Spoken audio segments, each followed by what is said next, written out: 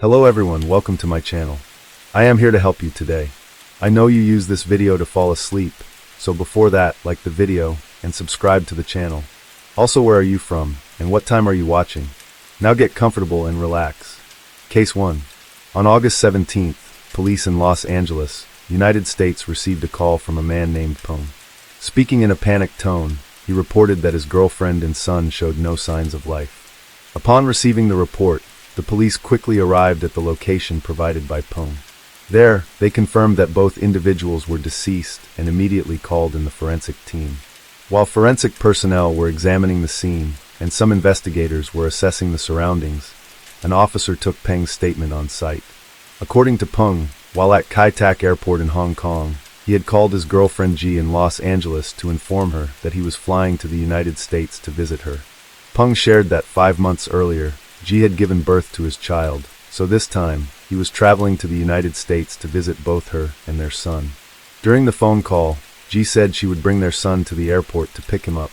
However, when Peng arrived in Los Angeles, he saw no sign of his girlfriend. He waited for a while, but no one showed up, so he took a taxi to her apartment. Upon arriving at the apartment complex, Peng noticed Gi's red Honda parked in the garage, leading him to believe that she was and had simply forgotten to pick him up. Peng then went straight to his girlfriend's apartment, but the door was closed. He knocked for a while, but no one answered, so he went to the building management to request a key, claiming to be Gi's husband.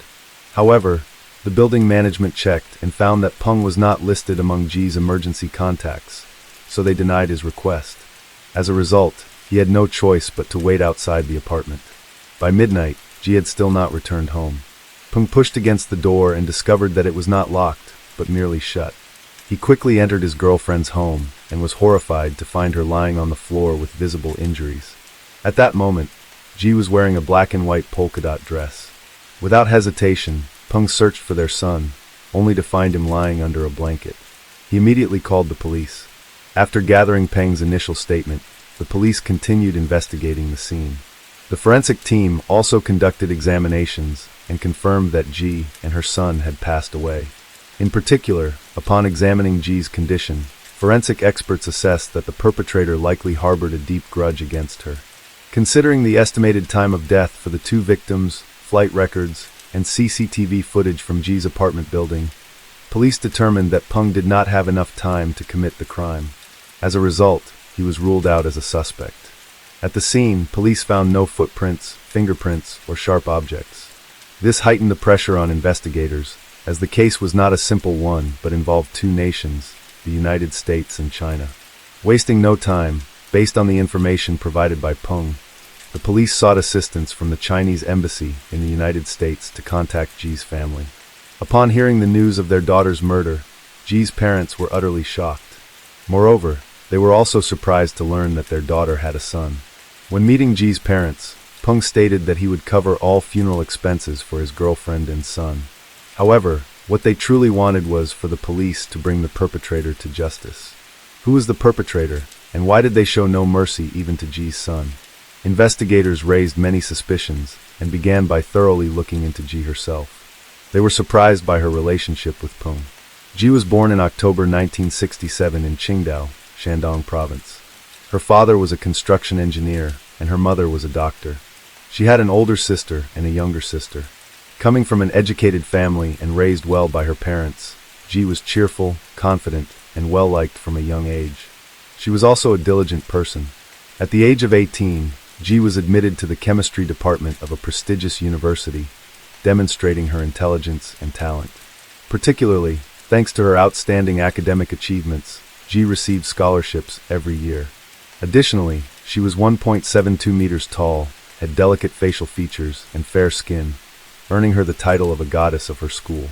Not only was she educated and beautiful, but Gi was also highly skilled in sports, especially volleyball. She even represented her university in various competitions.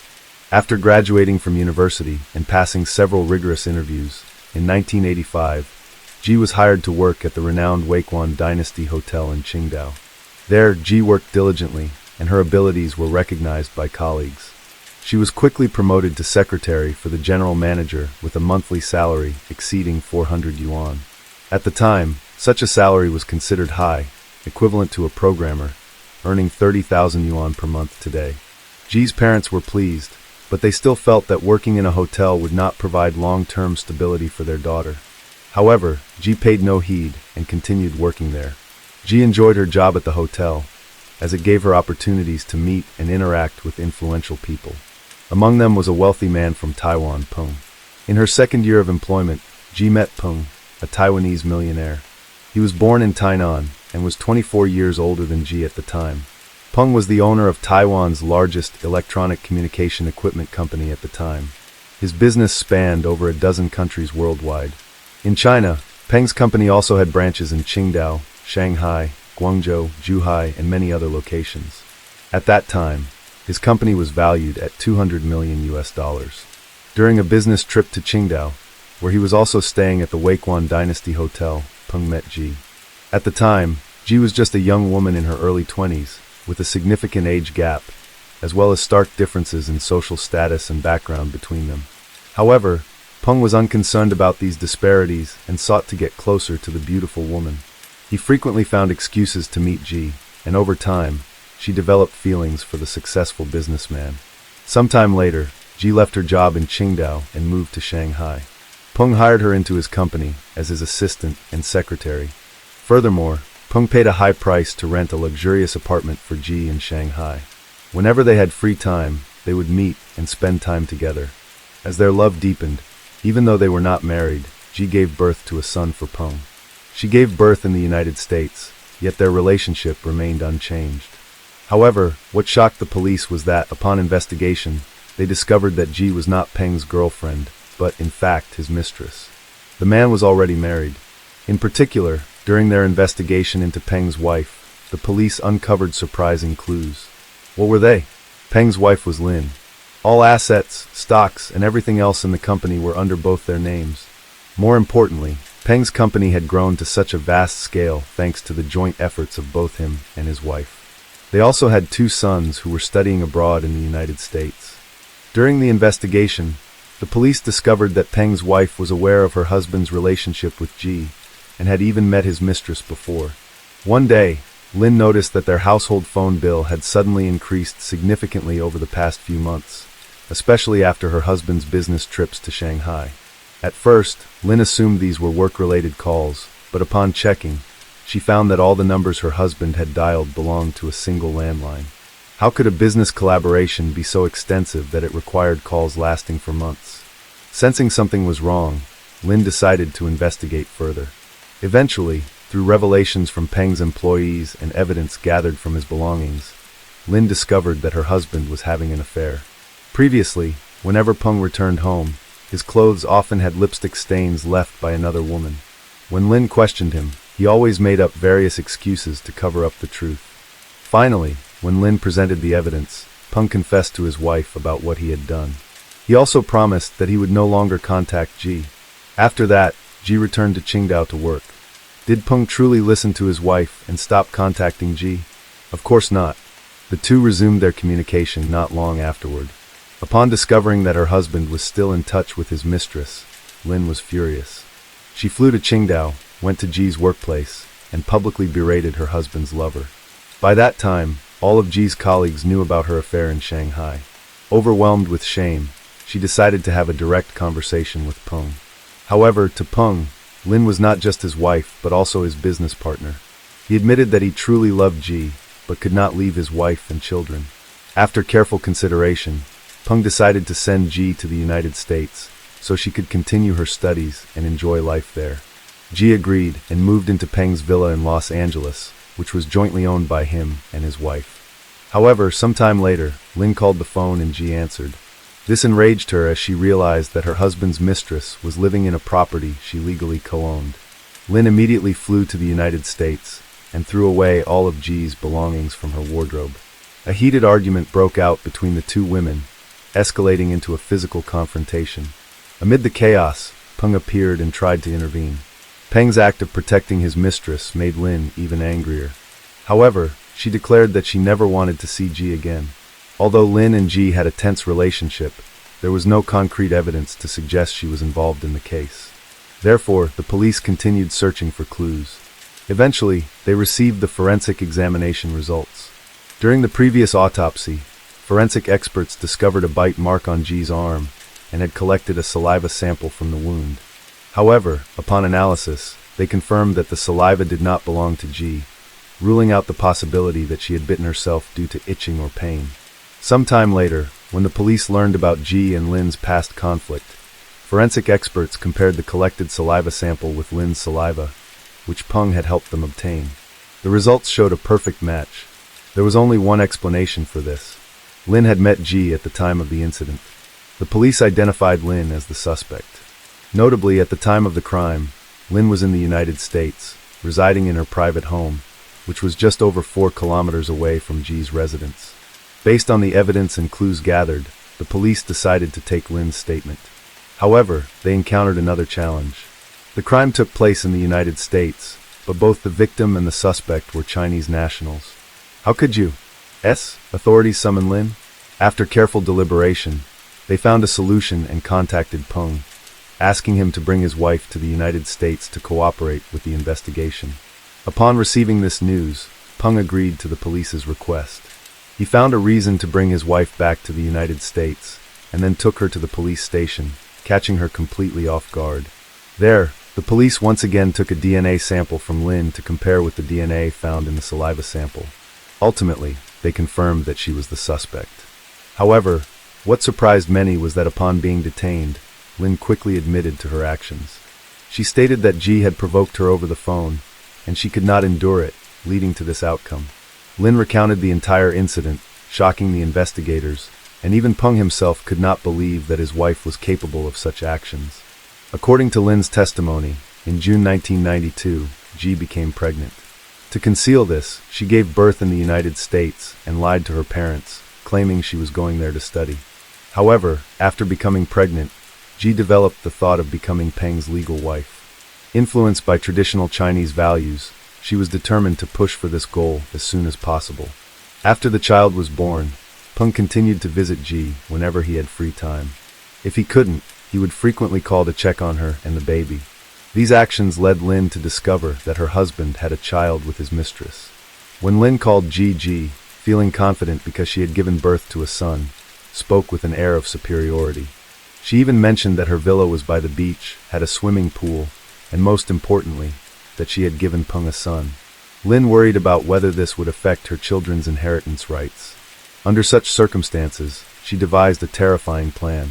On August 17, 1993, Lin arrived in the United States and called Gi, saying she wanted to meet and talk, but did not know where she lived. To gain Gi's trust, Lin lied, claiming that she would voluntarily withdraw from the 3-person entanglement so that Peng could fully devote himself to Gi. Unexpectedly, Gi truly believed her words. She provided her address without realizing that this action would lead to disastrous consequences. Lin knocked on the door. As soon as Gi opened it, Lin immediately executed her plan. In a fit of rage, she bit Gi's arm, leaving a clear mark. Lin then proceeded with her plan against Gi's child. After succeeding, she quietly left, acting as if she had never been there. Lin deliberately moved in areas where the building's security cameras could not capture her, which is why the police did not find any footage of her when reviewing the recorded videos. With Lin's confession and the evidence collected by the police, she was officially indicted and brought to trial. In 1995, Lin's trial officially took place. A jury of 12 members listened to the evidence presented by both the prosecution and the defense. In the very first trial, Lin changed her testimony and denied committing the crime. However, the court found her guilty of double murder and sentenced her to life imprisonment without parole.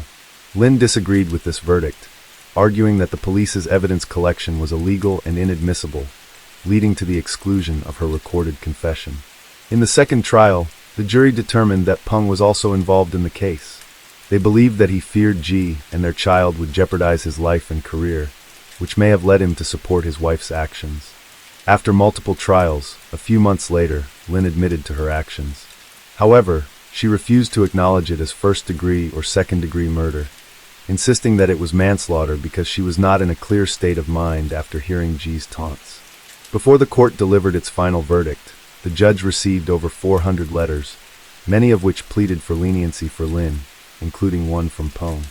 The letter stated that he felt obligated to speak on behalf of his poor, unfortunate wife. Pone claimed that after over 20 years of marriage, he knew she was a kind-hearted woman and firmly believed in her innocence.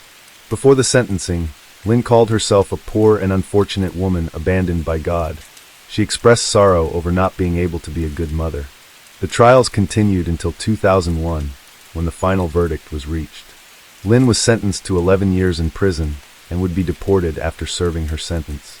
However, since Lin was not an American citizen, and considering her good behavior in prison, she ultimately served only 7 years.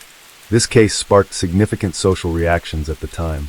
Some sympathized with Lin, believing that her happy family had been destroyed by Gi's sudden appearance. However, another group of netizens argued that although Gi was the third party, she did not deserve such a fate. Disregarding human life is absolutely unacceptable. Some even felt that Gi had been deceived by Pone because in reality, he never transferred any assets into her name. This indicated that Pone had never truly trusted or been serious about his relationship with Gi, despite her giving birth to his son. If Pone had divorced Lin, the market value of his company and their other assets would have been affected. As a businessman, how could he do such a thing? Perhaps, in the end, the person who should feel the most guilt is this man. Although the case ultimately concluded in this manner, many unanswered questions remained, such as whether Lin's eldest son was involved in the incident. The reason many people suspected this was that Lin was petite, in stark contrast to Gi, who was athletic and had a tall stature. Many found it difficult to believe that Lin could have carried out the entire plan alone. However, no further investigation was ever conducted. Currently, Pone has also disappeared from the business world. No one knows where he is or who he is living with, but perhaps he will have to live with regret for the rest of his life. This was the case that shocked public opinion in the United States, China, and Taiwan for many years, which we wanted to share with you. Case 2. On the morning of November 6, 2009, a man from Kita, Hiroshima Province, Japan, took a basket and went up the mountain to pick wild mushrooms. When he reached a hillside near a cliff, he spotted a large mushroom, partially covered by dry leaves. The man rushed over, grabbed the mushroom stem, and prepared to pull it out when he suddenly noticed something horrifying next to the mushroom. Terrified, the man quickly backed away and frantically ran down the mountain, fumbling for his phone to call the police. "I found a human head," the man shouted into the phone, repeating the phrase several times. Just a few minutes later, several police cars arrived at the scene and cordoned off the mountain to investigate. Following the man's directions, they found a severed head with shoulder-length hair, a bruised face, and a shoe print on the left cheek. Due to severe decomposition, the police could not identify the victim. Recognizing the brutality of the case, the police mobilized an additional 300 personnel to search the surrounding mountain area. Since the mountain range was located on the border between Shermaine and Hiroshima, police from both prefectures joined forces for a joint investigation. The next day, November 7th, they discovered another body part on the slope below the cliff. On November 8th, the police found yet another part, believed to belong to the same person, all in a horrifying state. After piecing the found parts together, the forensic doctor confirmed that the victim was a young woman, and the injuries were inflicted post-mortem. The estimated time of death was between October 26th and October 31st. On November 9th, authorities found another body part, suggesting that the killer had scattered the victim's remains in the forest to avoid detection. The final discovery occurred on November 19th, when police found pieces of flesh and fingernails. Some organs remained missing and were never recovered. Since no blood was found at the scene, authorities suspected that the victim had been killed elsewhere and then brought to the mountain to dispose of the body. Police from both prefectures reviewed missing person reports from both areas. Investigators from Shermaine discovered a missing person report matching the time of the crime. 19-year-old student Mako Hiroka had been reported missing by her family on October 28th. After contacting Miyako's relatives to collect DNA samples, police confirmed that the dismembered parts found on the mountain belonged to the unfortunate student. The murder immediately shocked all of Japan, and numerous press agencies and local TV stations flocked to the scene to cover the story. At this point, a series of strange events began to occur, making the case even more mysterious. A TV station sent a reporter to the crime scene at night to report on the incident, adding to the eerie atmosphere. After returning to the station, the technical staff reviewed the footage, and discovered a girl's voice repeatedly saying, "Why me?" Terrified, the station staff refused to return to the crime scene a second time. When this information was made public, the Japanese people believed that it was undoubtedly the voice of Miyako's ghost. However, more pragmatic individuals carefully analyzed the video and repeatedly listened to the supposed ghostly phrase, suggesting that people were mistaken. The phrase in the video was not "Why me?" but a similarly pronounced phrase, "That's bad," possibly a comment made by a female police officer at the scene, accidentally picked up by the TV station's microphone. This explanation seemed more reasonable to many, but some still disagreed with it. They argued that because Miyako had been murdered so brutally, her spirit could not rest and remained wandering around the mountain. It seemed that the believers in the supernatural theory were right, as later in the case, another unexplained phenomenon occurred, which will be revealed at the end of the video. For now, let's continue to explore the reasons behind Miyako's disappearance and her personal life, as these revelations make the case even more intriguing. Miyako Hiroka was from Kagawa Province. At the time of the incident, she was a first-year student at Sherman University. Friends described Miyako as a cute, cheerful, and hardworking girl who always achieved high grades in all subjects.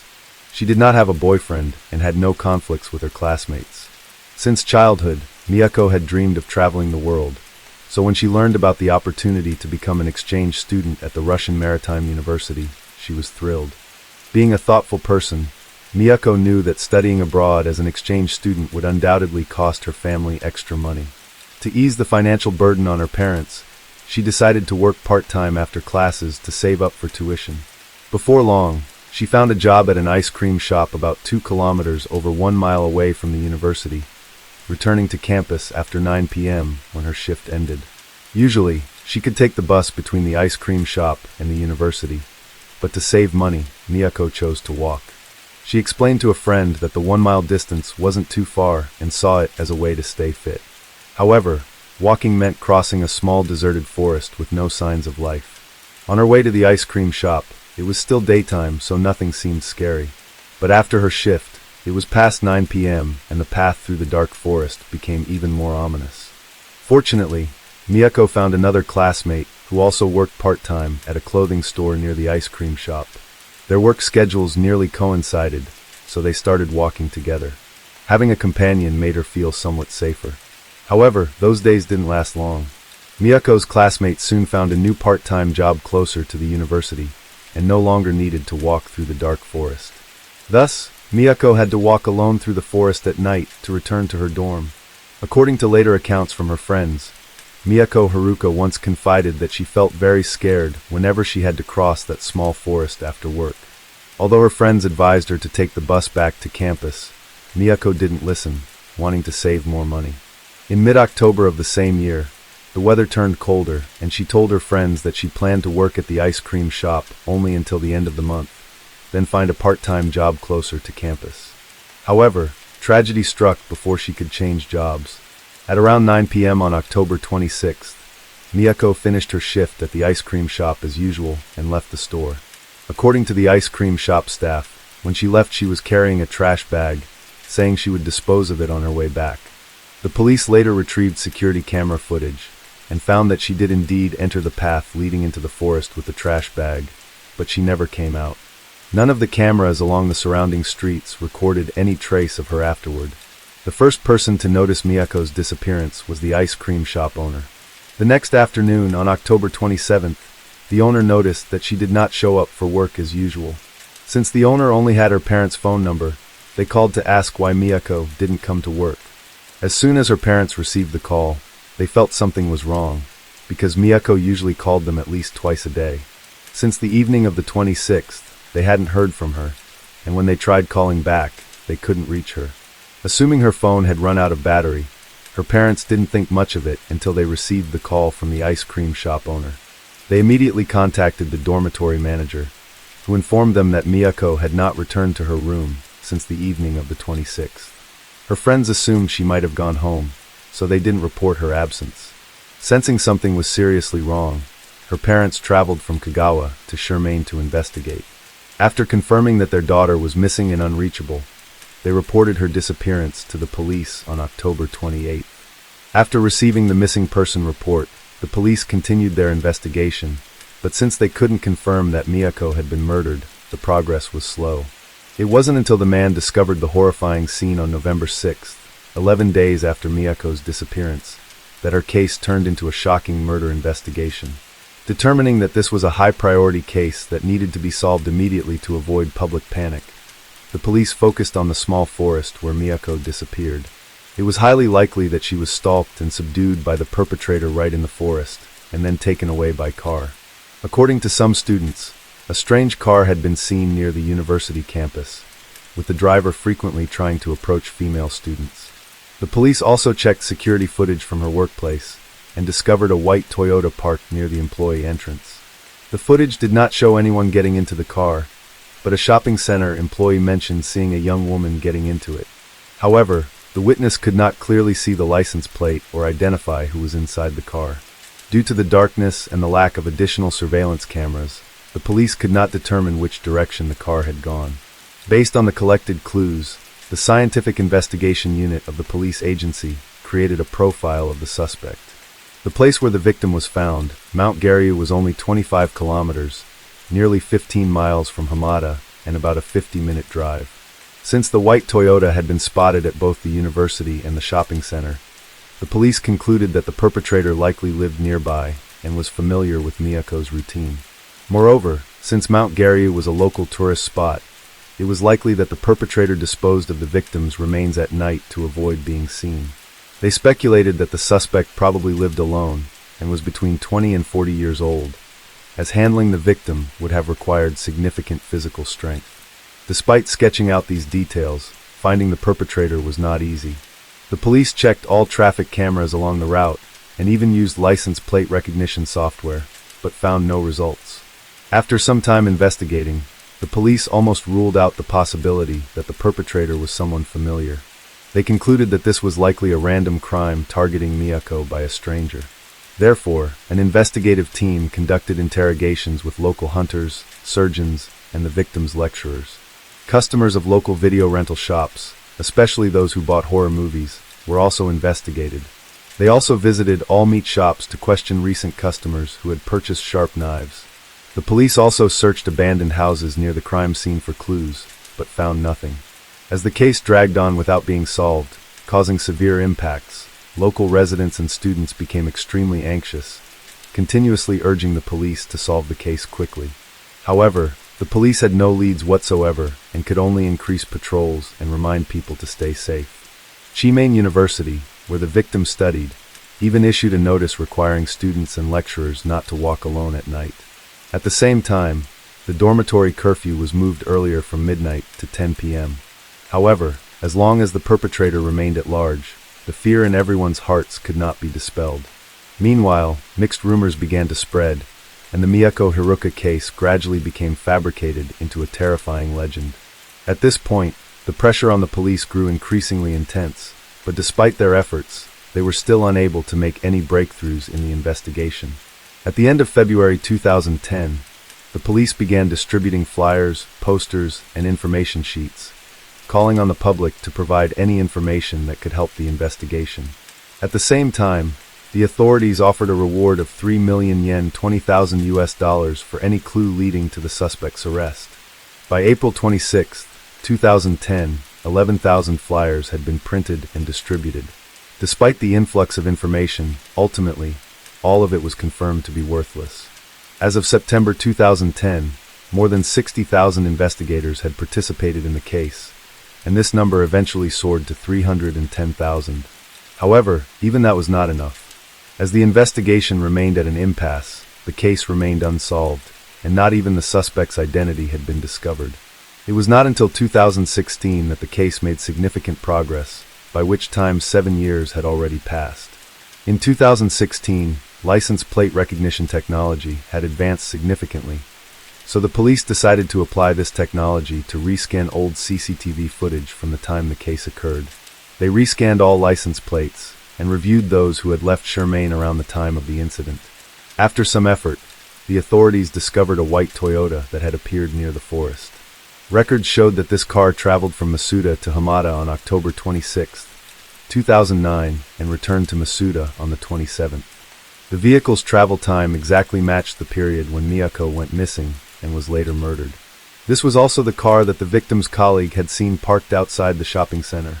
Upon investigation, the police found that the car's owner was Yashaharu Yano, 33 years old. The police immediately began looking into this man. Yashaharu was from Shimonoseki City, Yamaguchi Province.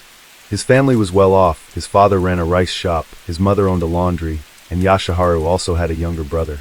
Yashaharu had an excellent academic record and was considered a model child in the eyes of the neighbors. Classmates described Yashaharu as serious and quite reserved, and he also held a black belt in judo. Thanks to his outstanding athletic achievements at school, he was invited to join the Japan Self-Defense Forces, but Yashaharu declined to study engineering at a university in Fukuoka. He was also a drummer in a band, but the group disbanded due to internal conflicts. Yashaharu once confided to friends that he suffered from focal dystonia in his left hand, which ended his hopes of pursuing a music career. Feeling frustrated, he dropped out of university, despite his parents and teachers trying to convince him otherwise. In 2001, he attacked a stranger, but the woman managed to escape. Fearing arrest, Yashaharu fled to Tokyo and took up manual labor jobs to make a living. There, he remained obsessed with women and continued stalking potential victims. In 2004, he attempted to assault a woman in Sujinami Ward, using a knife to restrain her. The victim resisted, sustaining only minor injuries, and managed to escape. Undeterred, just 15 minutes later, Yashaharu approached another woman, but she also fought back and escaped. Both victims reported to the police, and Yashaharu was arrested and sentenced to 3 years and 6 months in prison. He was released in 2008, but failing to find a job in Tokyo, he returned to his hometown of Shimonoseki, Yamaguchi, and worked as a salesman. Despite his quiet demeanor, Yashaharu was an excellent employee, securing many valuable contracts. His achievements were praised by his superiors, who transferred him to Masuda, Shirmane Prefecture, to manage a branch office. The police discovered that the branch office of Yashaharu's company was very close to the ice cream shop where Mako worked. By this point, the police were 50% certain that Yashaharu Yano was connected to the 2009 case, so they decided to delve deeper into his personal life. Friends said that despite his success, Yashaharu still isolated himself from others. He lacked the confidence to approach women, instead posting on dating sites, but unfortunately receiving no responses. When checking his social media activity, they found that on September 12, 2009, Yashaharu posted a photo of beef at a supermarket with the caption "cow carcass." He also shared scenes from his favorite movies, which were extremely gruesome. Colleagues also mentioned that Yashaharu frequently complained about life and was almost always in a state of tension. However, what made the police most suspicious was his behavior before and after Miyako's murder. On October 27th, he met with his boss to request leave and told a colleague that he had done something terrible. On November 6th, Yashaharu requested additional leave for November 7th and 8th to return to his hometown with his family to visit his father's grave. This was when the police discovered the shocking and eerie twist in the case. Yashaharu had died in a traffic accident just 2 days after the police found Miyako's body. On November 8th, 2009, rescue teams in Mine, Yamaguchi received a report about a traffic accident on the highway. A white Toyota crashed into the guardrail and burst into flames. When rescue forces arrived, they found the car burned to the frame, with 2 people dead inside. Based on scattered documents on the road and DNA testing, the police confirmed that the victims were Yashaharu Yano and his mother. According to witnesses, for some reason, the car Yashaharu was driving continuously scraped against the roadside guardrail. The front hood quickly emitted white smoke, and not long after the car stopped, it caught fire. However, no one inside the car tried to escape. Why didn't they get out? Were they trapped or unconscious? Investigators at the time were completely baffled. They also found that from the moment the car started scraping the guardrail to when it came to a complete stop, there were no signs of sudden braking. Normally, such an accident would attract significant attention, but at that time, the Miyako murder case was making headlines, so no one paid much attention to the accident. The police believed that while driving, Yashaharu might have heard news of the case on the radio, possibly out of fear and unwillingness to face justice. He deliberately caused the accident as an act of suicide. It is also likely that he rendered his mother unconscious so she could not escape, then chose to die with her in the car. However, All of this was just police speculation. Although the police had identified the car owner as Yashaharu and gathered many clues suggesting he could be the suspect in Miyako's murder case, they wanted to be more certain. To that end, the police went to his hometown to investigate further. At that time, Yashaharu's younger brother was still living in the family's old house. When he learned the reason for the police visit, he handed over some of his brother's belongings, including a camera. Even though the camera was damaged by the fire and most of the photos had been deleted, the police managed to recover more than 57 images. These images ultimately dispelled any remaining doubts about Yashaharu's crime. He was indeed the perpetrator in Miyako's case. These horrifying photos, taken on October 27, 2009, documented the entire process of the victim being murdered. After confirming Yashaharu as the culprit, the police announced this to the public at the end of 2016. Miyako's family could finally close the case after 7 long years, but Yashaharu's younger brother faced a different reality. When Yashaharu's cruel actions were made public, his brother had to endure the pain of being ostracized and shunned by neighbors and public opinion. Moreover, his and his wife's business went bankrupt, forcing them to move elsewhere. Since the perpetrator had died, the police could only hypothesize about what had happened. They believed that Miyako was abducted by Yashaharu on her way home from work, taken to his house in Masuda, and murdered there. Afterward, he processed the victim's body and disposed of it in the Garia mountain area. Even though Yashaharu had been dead for 7 years, the police still submitted the case file to the prosecutor's office on December 20, 2016, seeking prosecution. However, on January 31, 2017, the prosecutor decided not to prosecute, officially closing the case. Nevertheless, the public announcement of the investigation's conclusion did not eliminate the lingering doubts among the public. People began to show deep interest in Yashaharu's accident. Many agreed with the police, believing that he might have deliberately caused the accident out of fear of his crime being exposed. However, some speculated that his accident might have had a spiritual aspect, possibly being revenge from Miyako's spirit. Regardless of the theories, Miyako's case serves as a cautionary reminder for young women not to walk alone at night in isolated areas. Case 3. The true crime case that took place in Peru, Indiana, USA. As the clock approached midnight on August 3rd, the phone rang at the 911 dispatch center. A panicked woman's voice said, "It's my husband. There's blood on him." The dispatcher tried to calm the woman down and asked for the necessary information. Soon, phones were ringing off the hook in law offices and law enforcement agencies across Peru. The victim was Mr. James Grund, 47 years old, also known as Jimmy, a prominent lawyer and former Miami County prosecutor. This information immediately shocked the entire city, as the victim came from a distinguished and powerful family. Police officers who had previously attended parties at James's spacious, well-kept home now arrived there to investigate a murder scene. At the scene, James had been fatally shot through his left eye. While authorities carried out their work, Susan Grund remained in shock over what had happened. She claimed it seemed like her husband had been attacked unexpectedly by a burglar. Evidence included a ransacked bedroom, with items from 2 suitcases scattered all over the place. Their wardrobe had been rummaged through, and jewelry kept in a drawer was missing. However, clues at the scene made investigators suspect that the burglary theory seemed unlikely. When the police arrived, James's body was found on the sofa in front of the coffee table in the bedroom. This was where he would often work and watch TV.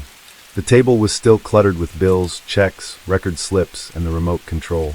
It appeared that the victim had been working with the papers spread out in front of him, and he was still clutching a tissue in his hand. It seemed as if the intruder surprised the victim rather than frightened him.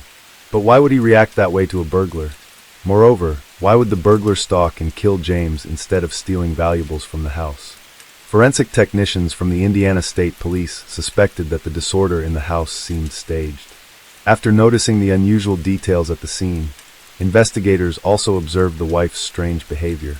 While authorities were carefully examining the scene, Susan kept insisting that their house had been broken into. The provocatively dressed woman claimed that on the day of the incident, her husband had several appointments and came home late at night. Knowing her husband would be home late, she said she spent most of the day at her mother's house with her children.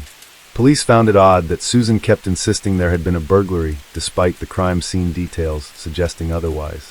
When investigators began interviewing people, she acted strangely by reminding her relatives not to talk much to the police. However, they still went to the police station and gave statements, leading to some unexpected discoveries. Detectives learned that Susan's activities on the day her husband was murdered were quite different from what she had claimed. Susan had been going out repeatedly, and even returned home around 9:30 p.m.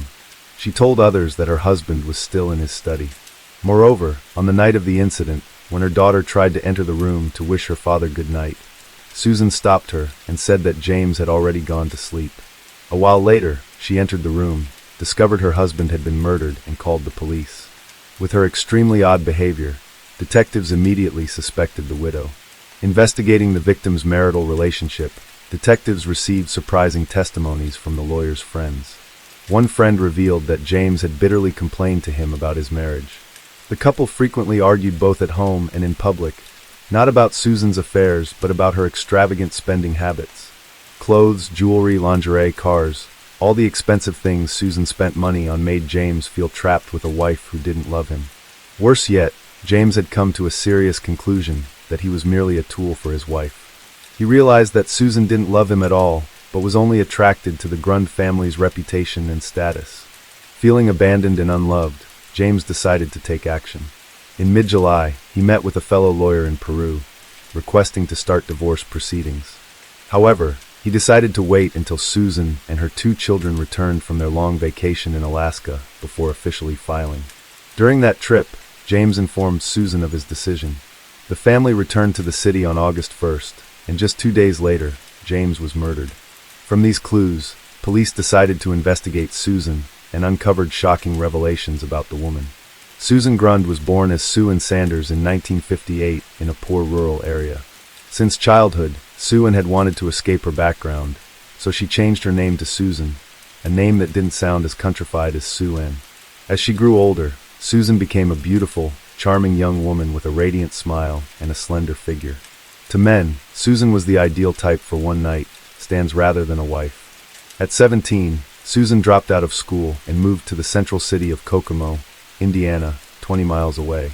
There, she met a local rock and roll musician named Ronnie Lovell and quickly started dating him.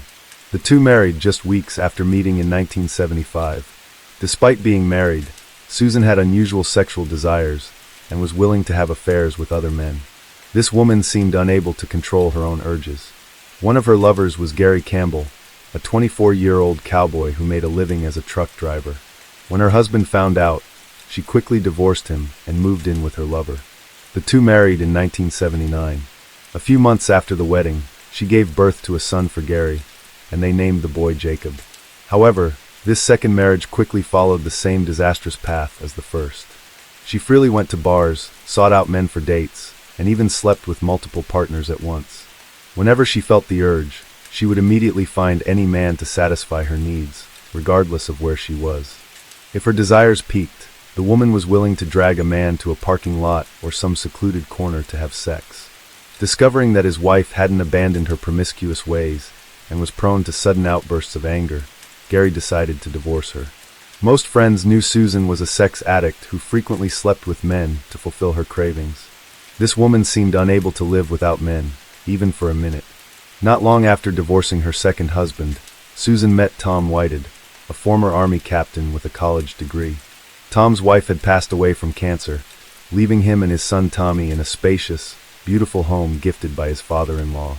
Knowing Tom was wealthy and backed by his late wife's father, who supported one of the city's most successful businesses, Susan was determined not to miss this opportunity. Seeing Tom's interest in Susan, his father-in-law warned him that his wife had only been gone for 6 months, and that Susan was a divorced woman with a complicated past.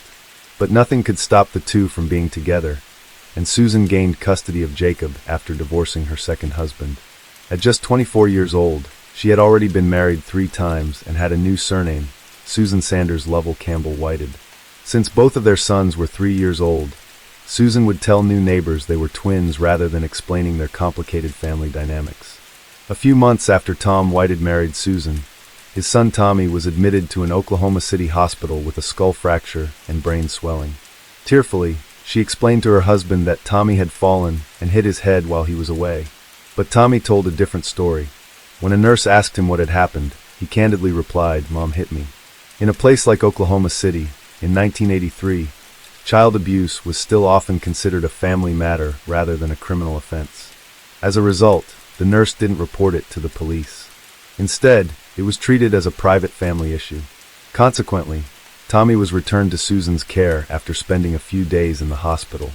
However, from that point on, friends of Tommy's late mother began to suspect Susan had done something to turn the once cheerful, energetic boy into a timid, fearful child after his father remarried. Tommy also once told his late mother's best friend that Susan had hit him on the head. The boy also revealed that while Jacob was allowed to move freely around the house all day, Susan forced him to sit in front of the TV and exercise along with the Richard Simmons show. 4 months later, in May 1983, Tommy returned to the hospital unconscious and suffering from a brain hemorrhage. Susan claimed that Tommy had fallen out of a stroller and hit his head on concrete. According to her, he was the clumsiest boy in America. However, this time, doctors didn't believe her story after discovering bruises on Tommy's head, body, and limbs, along with several cigarette burns. Police immediately charged Susan after her own son tearfully confessed that his mother frequently beat Tommy for no reason. Tommy suffered brain damage and was left bedridden due to the brain injury caused by his stepmother. However, this cruel stepmother was only sentenced to 5 years of probation, which outraged many people. Tommy's grandfather was furious and blamed his foolish son-in-law for failing to see the evil in his new wife. Tommy's care was entrusted to his grandfather, while Susan's son Jacob was placed under the custody of his biological father, her ex-husband. What angered people even more was that Tom still seemed infatuated with his wife, even after his son had been abused. A close friend revealed that after the incident, the couple continued to sleep together daily. This caused Tom to be scorned and shunned by all his family and friends. Only after facing public criticism and condemnation did he finally realize Susan's true nature and call her the biggest liar in the world. After divorcing Tom, Susan decided to return to her hometown in the city of Peru in the summer of 1984. At that time, she was 3 months pregnant with Tom Whitehead's daughter. Being in her 20s and highly attractive to men, Susan didn't consider pregnancy much of an issue. She continued meeting various men and sleeping with them to satisfy her desires. One night at a local bar, she happened to meet James Grund. The Grund family was a well-known name in the legal circles of Peru and Miami County. For generations, members of the Grund family had held prominent positions in the local legal system. James Grund himself was destined to follow the family's path, having studied law at Indiana University. James served as the county's top prosecutor for 4 years, from 1978 to 1982, when his father retired. In addition to his illustrious career, he also owned a bar in the city. He held a pilot's license and enjoyed fishing with friends in his spare time. After divorcing his wife, James continued living with her, partly for the sake of their children and partly for financial reasons. James started dating Susan in the summer of 1984 after meeting her at the bar. He found her beautiful and charming, unaware that she was pregnant. Seeing that James was wealthy and well-known, Susan immediately seduced him and lured him into her web of romance. Moreover, she didn't want to raise her child alone while being penniless. A few months after they met, Susan gave birth to a daughter named Tenelle, and she also regained custody of Jacob from her second husband. The couple later moved to Florida and got married on a beach. At the time, James was overwhelmed with happiness, feeling fortunate to have married a young, attractive wife. In the summer of 1986, James, Susan, and her 2 children moved into a luxurious mansion in the city of Peru, purchased at an extravagant price. James even opened a large fashion boutique for Susan in the city center. Susan seemed to have everything she wanted, a wealthy, upper-class lifestyle, far removed from her impoverished childhood. Yet that wasn't enough for her, as her insatiable desires flared up once again. After moving to her new home, Susan suddenly became the hostess of lavish barbecues and cocktail parties. She even participated in the Mrs. Indiana America beauty pageant in Indianapolis in 1989. As she entered her 30s, Susan still maintained her youthful and alluring appearance. With a slender figure, she confidently flaunted her body in revealing outfits from top fashion designers. Every time James went fishing or traveled for work, she never forgot to slip seductive photos of herself into his bag. But James wasn't the only one receiving those photos. As he aged, James's physical capabilities declined, and this was when Susan resumed her promiscuous lifestyle. With her flirtatious nature, this woman once again sought out new men to add to her collection of lovers. Before long, the entire city of Peru was buzzing with rumors about Susan's wild behavior. Susan openly shared details about her encounters with men with close friends, even her mother and sister. She didn't hide the number of lovers she had, which included an accountant, a handsome local police officer, and a devoted Baptist churchgoer. She even slept with some of her husband's friends and colleagues.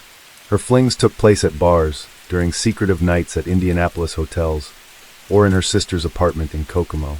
This woman wasn't shy about seducing even gay men, just to get the attention she constantly craved.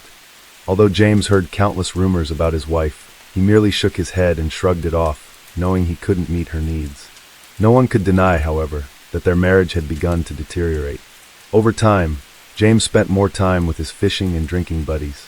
Little did he know, this gave Susan the freedom to pursue her string of lovers. Half the population of Peru, including police officers and prosecutors, knew about the couple's turbulent relationship. Meanwhile, half the men in the city had reportedly slept with Susan. From this, police began to suspect that Susan may have killed her husband because he couldn't satisfy her desires. However, the investigation faced difficulties from the start, due to a lack of concrete evidence, and things soon became more complicated. At the same time, James' son from his first marriage, David, revealed a crucial clue. When David learned that police had found a 9mm shell casing at the crime scene, he suddenly remembered something. On July 4th, something strange had happened. A 9mm pistol had been stolen from David's house.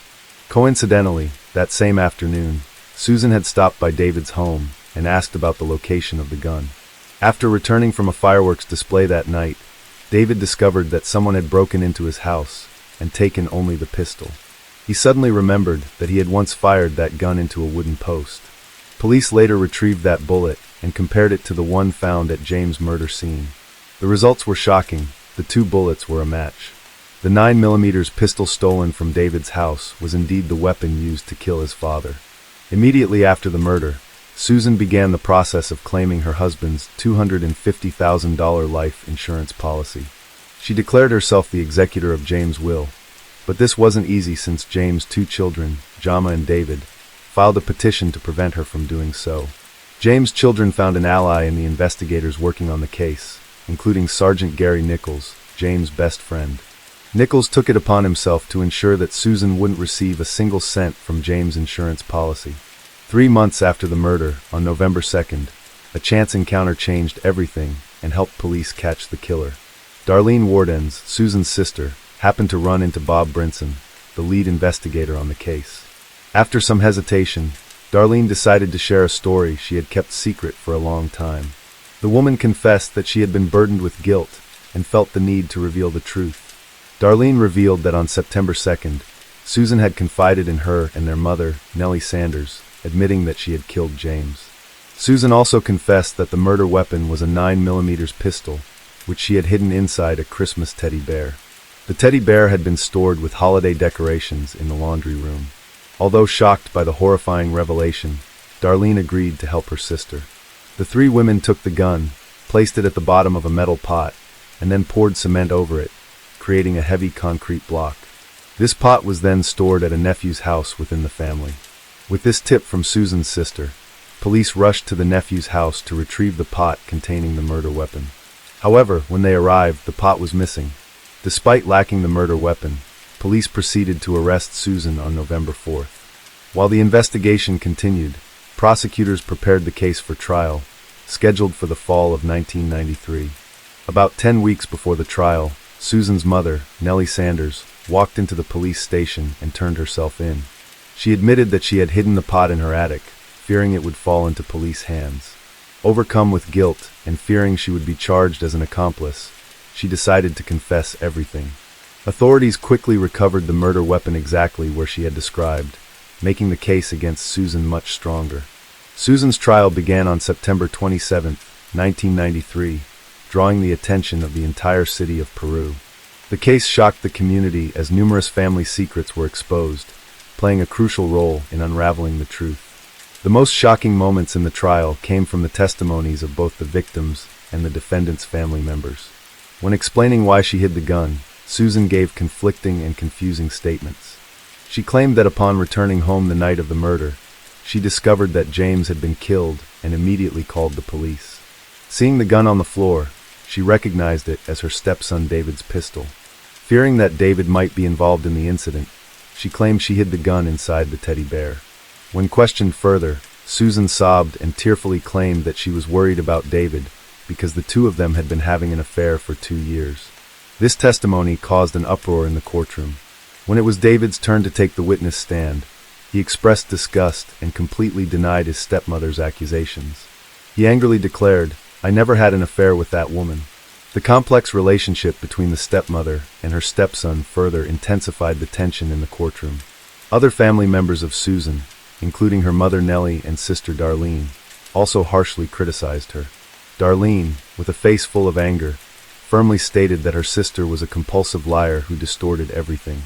After 15 hours of intense deliberation, the jury failed to reach a conclusion because 2 members believed Susan was not guilty. However, a second trial held in March 1994 changed the outcome. Prosecutor Siders, taking cues from interviews with jurors, adjusted his strategy. He summoned 5 new witnesses, all of whom knew Susan through the victim. Each witness delivered the same clear message: she was a pathological liar. However, Susan's defense attorney argued that her relationship with David should not have been exploited further, as no one could provide evidence that the two had an affair. Nevertheless, Prosecutor Siders' strategy prevailed. On March 23, 1994, the jury found Susan guilty of murdering her husband.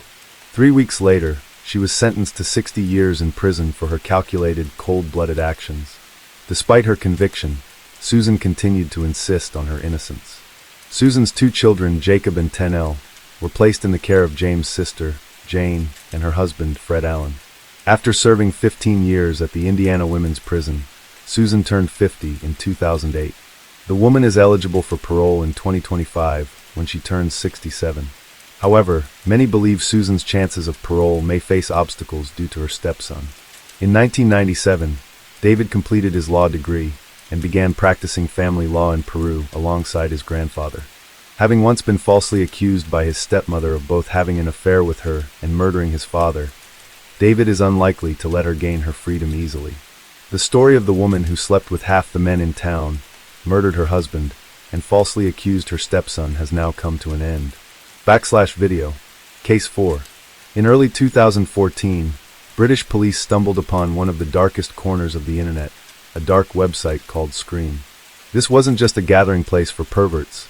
It was a den of evil where thousands of criminals exchanged vile and disturbing content involving children.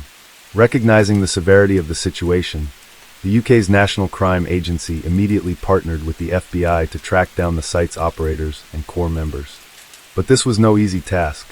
The perpetrators were highly skilled at hiding, using sophisticated encryption layers that made tracing their footprints nearly impossible.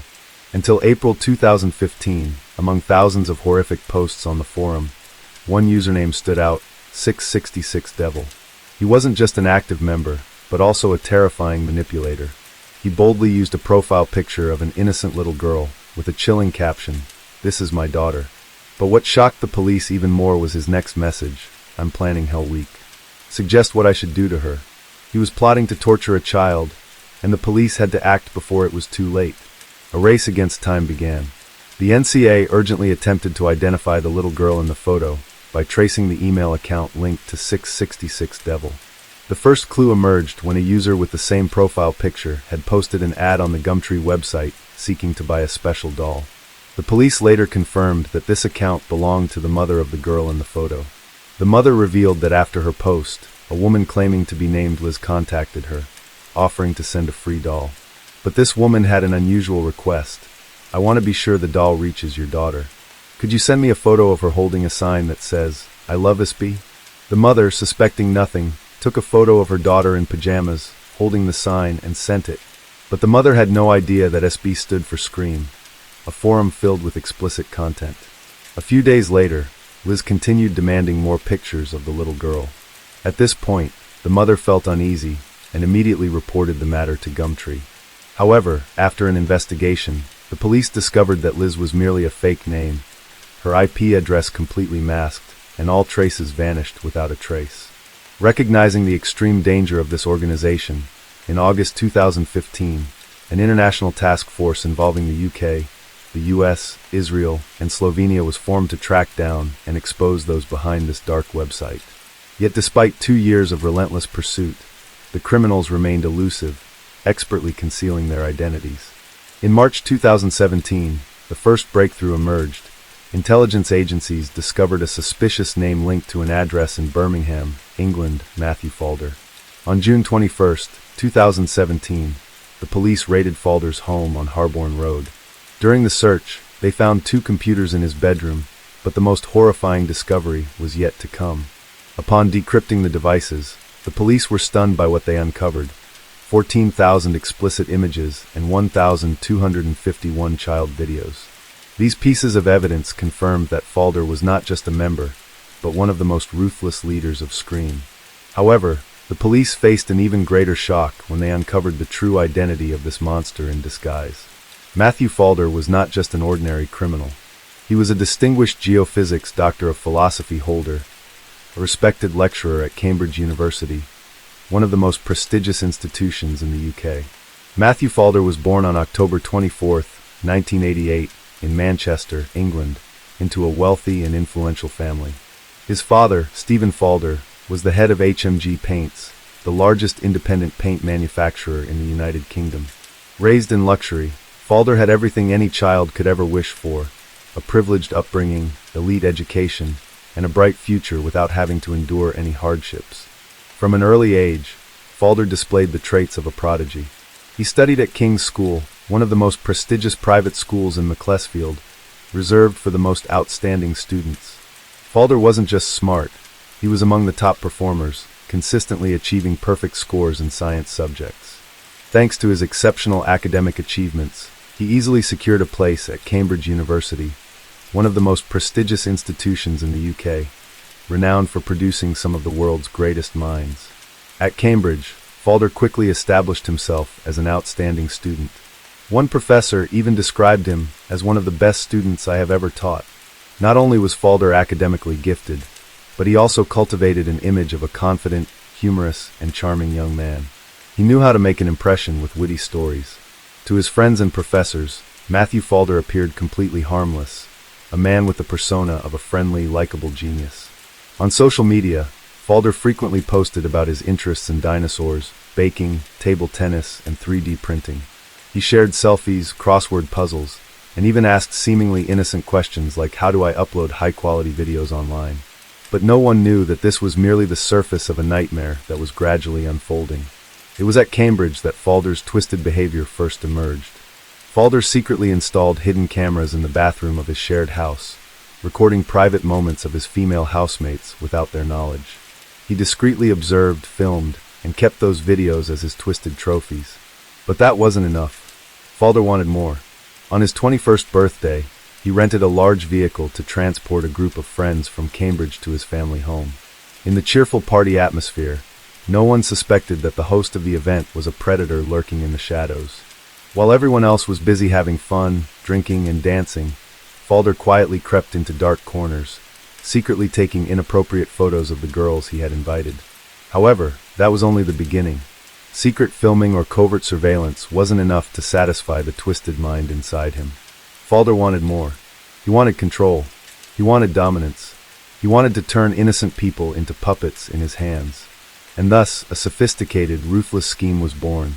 With the mind of a genius, Falder created a fake identity named Liz, a gentle, trustworthy freelance artist.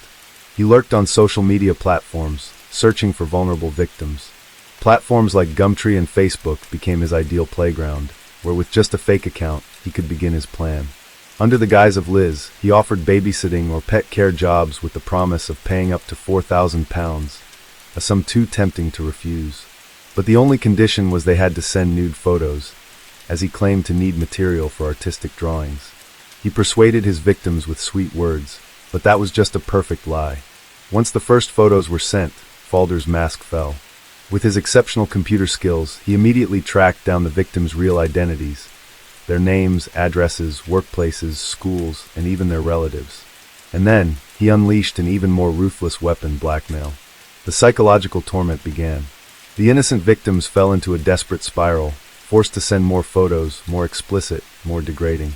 Young girls, thinking that satisfying him would make it all end, only to find that hell was just beginning. He pushed their humiliation to a new level, forcing them to take pictures holding signs that shamed themselves. Not stopping there, he even made them record videos performing unspeakably disgusting acts, just to satisfy his twisted desires. He forced them to pose beside pictures of Hitler, sing offensive songs, and perform acts beyond endurance, all just so he could witness their despair. But no matter how much the victims did, it was never enough. One young woman, in a desperate plea for release, sent him over 200 photos, hoping he would spare her. But Falder did not. Not only did he torture them, but he also spread those images to the darkest corners of the internet. One such platform was Hurt to the Core, a website infamous for being the most depraved and twisted to ever exist, a gathering place for demons in human form. On this website, users were ranked based on their brutality. The more disgusting content they uploaded, the more power they gained. And Falder, with his massive archive of photos and videos he had collected, quickly rose to the top. He was no longer just a blackmailer, he was a king in that twisted world. He edited, altered, and added humiliating captions to his victims' photos. He turned them into public entertainment, allowing other perverts to laugh and satisfy their sick desires. One victim, desperate to escape his control, sent him up to 500 photos, hoping it would end the torment. But his cruelty knew no bounds. He threatened to send those images to her mother in her school, forcing her to live in constant, overwhelming fear. Even more terrifying, Falder took screenshots of their conversations and uploaded them to Hurt to the Core, where other sick individuals delighted in her suffering. More horrifyingly, Falder manipulated a young father into secretly filming sensitive videos of his daughter and sharing them on the dark web. He also shared instructional videos on how to abuse children in disgusting and sick ways that would haunt anyone who heard them. In subsequent posts, he wrote about blackmailing victims into committing depraved acts, forcing them to tie themselves to trees, lock the ropes, and throw away the keys as a sick joke. The most disgusting is the category called Fun Games, which contains a series of unimaginably sick posts. Here, Falder suggests sick games to torture victims in extremely horrifying ways. Falder became increasingly notorious for his posts, and he also immersed himself in this fame. Falder created at least 70 different online identities, using aliases such as Int the Garden, Evil Mind, and 666 Devil, each a new tool in his dark scheme. Falder's arrogance had convinced him that he was invulnerable, that his elaborate cover and ability to hide his identity on the dark web meant that no one could trace him. But he had no idea that, from his very first posts, he had been on the radar of law enforcement. The UK's National Cybersecurity Agency, in collaboration with the FBI and law enforcement agencies from several countries, had been doggedly tracking this predator. These were not hasty or imprecise moves. They were a planned hunt, quietly but relentlessly, tightening the siege around Falder. In April 2017, an undercover investigation by the National Crime Agency identified Falder as the prime suspect. For 3 months, agents followed his every move, quietly unraveling the mystery he had tried so hard to hide. Finally, one morning in June, as Falder was working in his office at the University of Birmingham, the door burst open. Plainclothes police officers stormed in. He had no chance of escape. When the horrific charges against him were read out, Falder showed no fear. He laughed, exclaiming in a mocking tone, "That sounds like a charge sheet from hell." Falder was taken into an interrogation room. For 3 days and nights, he stubbornly kept silent, refusing to comment, only smirking whenever the police mentioned his victims. But then, during his second interrogation, he made a mistake. When questioned about the Evil Mind account, Falder nodded and admitted everything. The subsequent investigation revealed a horrifying truth. Falder had haunted at least 60 to 180 victims over nearly a decade. Senior investigating officer Matt Sutton, who has worked at the NCA for more than 30 years, had to admit, "In my entire career, I have never seen an offender as terrifying." He also emphasized the unprecedented challenges that Falder's case presented, calling it one of the most complex investigations ever conducted. Regarding his motives, Sutton stated that Falder took pleasure in his cruelty. His main motivation was power and control. He wanted his victims to feel shame and humiliation. In addition to targeting victims on Gumtree, he also preyed on individuals through pro-anorexia websites. To achieve his goals, Falder posed as a teenage girl to obtain photos from 6 girls. Some victims reported that since their encounter with Falder, they had attempted to take their own lives multiple times. Others said they would never overcome what had happened and would always feel dirty, like damaged goods. Yet Falder showed no sympathy for his victims. When someone said they were ready to end it all, he coldly replied that those images would still circulate on the internet, adding, "So what good would that do you?" On October 16, 2017, Matthew Falder appeared in court. The atmosphere in the courtroom was suffocatingly tense. For 35 minutes, the prosecutor read out the long list of his crimes, a relentless indictment, each word exposing the true face of this monster in human form. The courtroom fell silent, but the man in the dock remained motionless. Falder showed no remorse. He just sat there, emotionless, as if he had never inflicted pain on anyone. Phil McKay, a BBC journalist with 25 years of experience covering trials, admitted that he had never witnessed a case as horrifying as Falder's. On February 17, 2018, the final verdict for Matthew Falder was announced. A landmark sentence, 32 years in prison, plus an additional 6 years on extended license. In the silent courtroom, the judge looked directly at him, unable to hide his disgust. "You are not merely an abuser. You are an internet murderer." No victim had died in the traditional sense, but what Falder had done had destroyed many lives. He had killed trust, killed peace, and killed the will to live in innocent people. For them, the pain endures, and it will never end. Will Kerr, the director of the National Crime Agency's Vulnerable Persons Team, issued a stern warning. Falder did not act alone. There are still many predators lurking on dark websites that we have yet to capture. His statement underscored a grim reality. While Falder's arrest was a victory, the fight against online exploitation was far from over. Organizations once associated with Matthew Falder swiftly distanced themselves from him after his horrific crimes came to light. The University of Cambridge expressed outrage and took the rare step of actively seeking to revoke his degree. The University of Birmingham, where Falder had pursued postdoctoral research, declared that they were deeply shocked and saddened by his criminal actions. Meanwhile, Gumtree, one of the platforms Falder had exploited, welcomed his sentence and reaffirmed their commitment to user safety and efforts to prevent similar abuses in the future.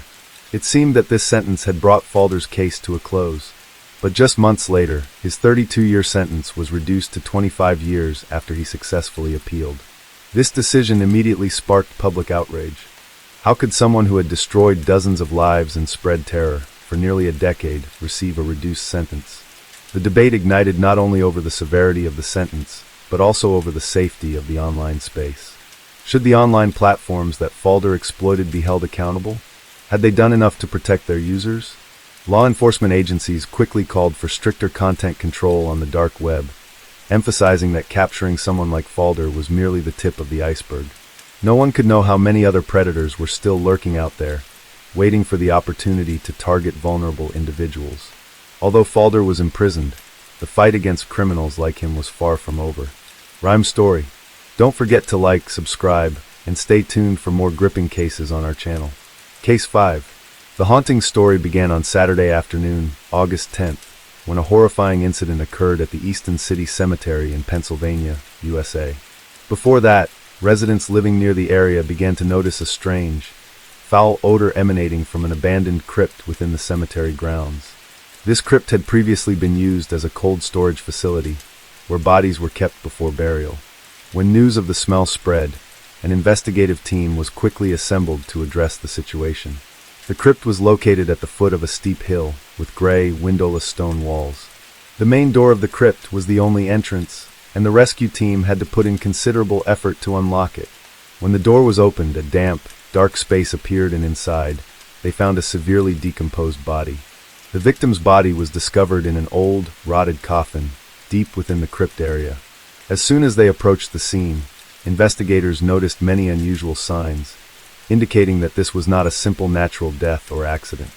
The victim's entire body was covered with numerous severe wounds, stretching from the chest down to the limbs. Many of these wounds showed signs of being inflicted by sharp objects or from strong impacts. Particularly, the upper torso of the victim was covered with old newspapers that had yellowed over time. However, after comparing the publication dates and printed content, Forensic experts determined that these newspapers had been published years earlier and were entirely irrelevant in determining the time of death. Their use might have been solely for temporary concealment or to mislead the investigation. The detail that drew special attention from investigators was that the lower part of the victim's body had been completely stripped. This immediately raised serious suspicions that the victim might have been assaulted before death. From the traces left on the body and the arrangement of the scene, the special investigation team suspected that the victim was killed at another location and then brought here to be hidden. Hiding the victim in a coffin in the middle of the cemetery might have been a diversionary tactic, making others think it was just a regular grave. Therefore, investigators had to be more cautious than ever in uncovering the mysteries surrounding the victim's death. During the on-site examination, they determined that the victim was a black woman, approximately 5 feet tall and weighing around 110 pounds. However, examiners faced a significant challenge when they noticed that the body had decomposed severely over time. These signs of decomposition made it nearly impossible to determine the exact cause of death, as the physical evidence was no longer clear. This added to their confusion during the investigation, as there were no clear clues about what led to the victim's death. Due to insufficient information to clarify the case, the police invited entomology experts to assist in the investigation. Upon inspection, they found numerous larvae of the black blowfly Phormia regina on the body, commonly appearing in damp environments during the summer. The larva had reached the 3rd stage of development, indicating that the body had been at the scene for a considerable time. After comparing the species' development cycle with the temperature inside the crypt, experts determined that the victim's death likely occurred between July 27th and 29th. The police immediately reviewed missing person reports filed during that period to find clues. They discovered that this was also the time when a prostitute named Kathleen Segusti had contacted the police. She reported being assaulted by 3 men, Corey Mayweather, Kwame Henry, and Stanley Obis, during a conflict. However, the subsequent information that Kathleen revealed made the situation even more serious, as she claimed that these 3 men were the perpetrators of a murder. Kathleen recounted that, the previous week, the 3 men had kidnapped a 19-year-old girl named Madron Smith. They accused the young girl of stealing illegal substances worth $2,000. The witness said that, due to her transactional relationship with Corey's group, she had agreed to let them stay at her place.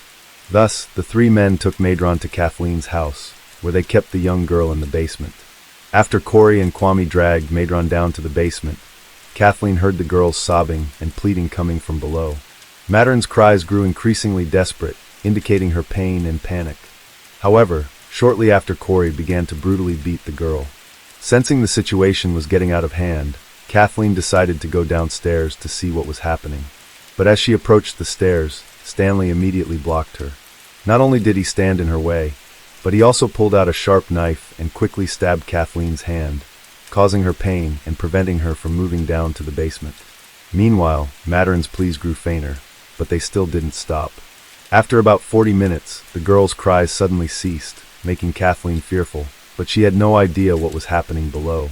A while later, the 3 men together carried a large sack out of the basement and left Kathleen's house. With these clear signs, Kathleen believed that Madron had been brutally tortured and ultimately killed by these thugs.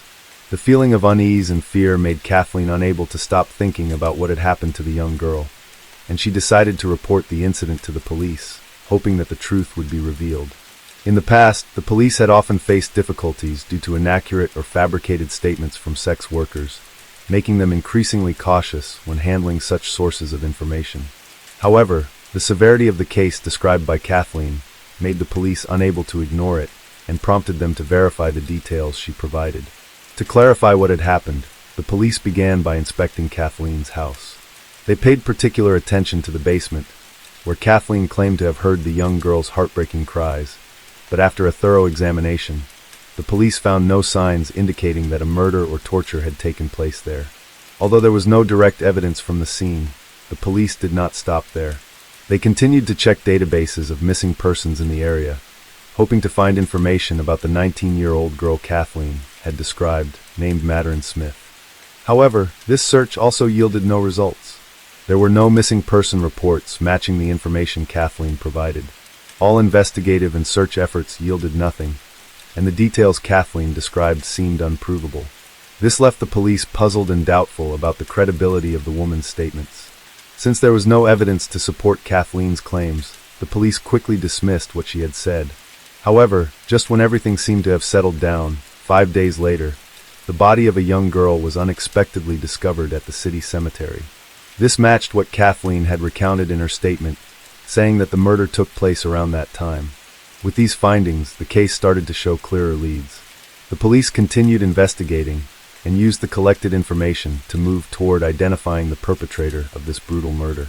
After comparing the body with the information Kathleen had provided, the police believed that the victim was Madeline Smith, the girl Kathleen had previously mentioned. However, when conducting forensic examinations, the results made the situation more complicated. The examination revealed that the dental characteristics of the body matched those of a 13-year-old child, while Madeline Smith was believed to be 19 years old. This did not match Kathleen's information, causing the police to question the true identity of the victim. To accurately determine the victim's identity, investigators expanded their search, checking missing person databases across the United States. They looked for individuals whose physical characteristics matched the victim found in the crypt. After a long time comparing records, they finally found a suspicious case. When comparing dental records from a missing girl with the victim's dental data, authorities recognized that the victim was Richa. Richa, who had been missing for a long time, turned out to be one of the victims the police were searching for. In reality, she had been using a false name and lying about her age, making the investigation much more challenging. However, thanks to the combination of important information and meticulous investigative work, the police were finally able to identify the victim's true identity and began to focus on uncovering the cause of her death. Richa grew up in a middle-class family in Long Island, New York. Her family had a stable financial background, and she was raised in a caring and loving environment. However, her life began to change drastically after her father passed away. The sudden loss of her father caused a profound emotional shock for Richa, leaving her unable to overcome the pain of loss. From then on, she became rebellious and gradually lost direction in life. Gradually, Richa distanced herself from her family's care and began seeking negative influences to fill the emptiness inside her. This change made her family worried and unable to control the situation. Losing direction, she started down the wrong path. Unable to find joy or solace in studies or positive activities, Richa became involved in drug trafficking from New York to Pennsylvania, a dangerous, tempting job. This was a path she could not escape, and through it, she came into contact with dangerous drug dealers like Corey Mayweather and Kwame Henry. Eventually, after leaving her home and family, Richa lost contact with everyone. Her family could not trace her, and all search efforts became futile. When the police found the girl's body and identified it as Richa, they began to revisit Kathleen's statements. Despite her untrustworthy past, the prostitute had provided crucial clues about those potentially involved in Richa's death. The police hoped that with this new information, they could quickly find the culprit and bring the case closer to the truth. However, things were not as simple as they thought. Although the clues had been clarified, the case became even more complicated with inexplicable details. During the 40-minute period when Richa was held in the basement, Kathleen repeatedly heard the young girl's screams and pleas. The sobbing cries, filled with pain, echoed from below, making Kathleen feel worried and sympathetic. But she could do nothing, because Stanley was blocking her. Meanwhile, the two suspects, Corey Mayweather and Kwame Henry, occasionally went to the kitchen to get some utensils before returning to the basement. Actions that Kathleen noted and later reported when the case came to light. When the police examined the kitchen utensils that the two men had taken during that time, they found traces of human enzymes on some items. This further reinforced the theory that these objects might have been used as torture tools. However, despite the clear evidence, the case still lacked direct proof to charge the three suspects Corey Mayweather, Kwame Henry, and Stanley Obis. Although Kathleen provided crucial information, she did not actually witness what happened in the basement, so her statements were only indirect. Moreover, with Kathleen's questionable background, her testimony could be challenged in court, making the pursuit of justice more complicated. The police still had to continue investigating and searching for concrete evidence to prove the crimes committed by the three men. With no new leads, the police decided to return to the crypt area where Richa Williams' body had previously been discovered. They began digging through the dirt, rocks, and trash at the crime scene, hoping to find something that could link the suspects to the case. After some time searching, they discovered a piece of chewing gum about 1.5 inches long, hardened and reddish in color. Despite being dusty, the gum still maintained a relatively clear shape. What particularly caught the investigators' attention was the distinct bite mark visible on the gum. Not far from there, the police found a crumpled gum wrapper, which still had the brand name Big Red readable on it. This is a popular cinnamon-flavored gum, especially in urban areas. Upon finding this clue, investigators immediately recalled the suspect Corey Mayweather, who they had been monitoring earlier. Corey had a habit of chewing Big Red gum and always carried several packs with him wherever he went. This made the gum and wrapper significant evidence, as they could directly indicate Corey's presence at the scene where Richa's body was found. Forensic dental experts were called in to compare the bite marks on the gum with Corey Mayweather's dental structure. The comparison showed a clear match, increasing investigators' suspicions about Corey's presence at the crime scene. However, to further strengthen the evidence, the police decided to have the gum analyzed for DNA. Unfortunately, the analysis was unsuccessful because the amount of DNA on the gum was too small to accurately identify the person who chewed it. Nevertheless, when the police hired an independent dental expert to re-examine the gum, his conclusion was the same as that of the police experts. The expert also pointed out that the bite marks on the gum completely matched Corey's dental structure. Faced with this undeniable evidence, Corey Mayweather had no choice but to confess to his crime. He decided to plead guilty to avoid the death penalty, despite previously denying all involvement. Corey's confession marked a major breakthrough in the case, helping investigators and prosecutors move closer to uncovering the truth. With the evidence obtained, the prosecutor decided to indict the three suspects Corey Mayweather, Kwame Henry, and Stanley Obis for the death of Richa Williams. The prosecutor accused them of torturing the underage girl to death. However, suspect Stanley adamantly denied direct involvement in the torture and murder of Richa. He claimed that he was the one standing at the basement door, only fetching the items. Kwame Henry requested, including electrical cords, cables, some household chemicals, and a bottle opener. Stanley stated that Corey and Kwame were the ones who directly assaulted Richa, punishing her for allegedly stealing $2,000 worth of drugs. Additionally, the two of them used a heated coat hanger to torture the victim, causing her to endure horrific injuries before dying.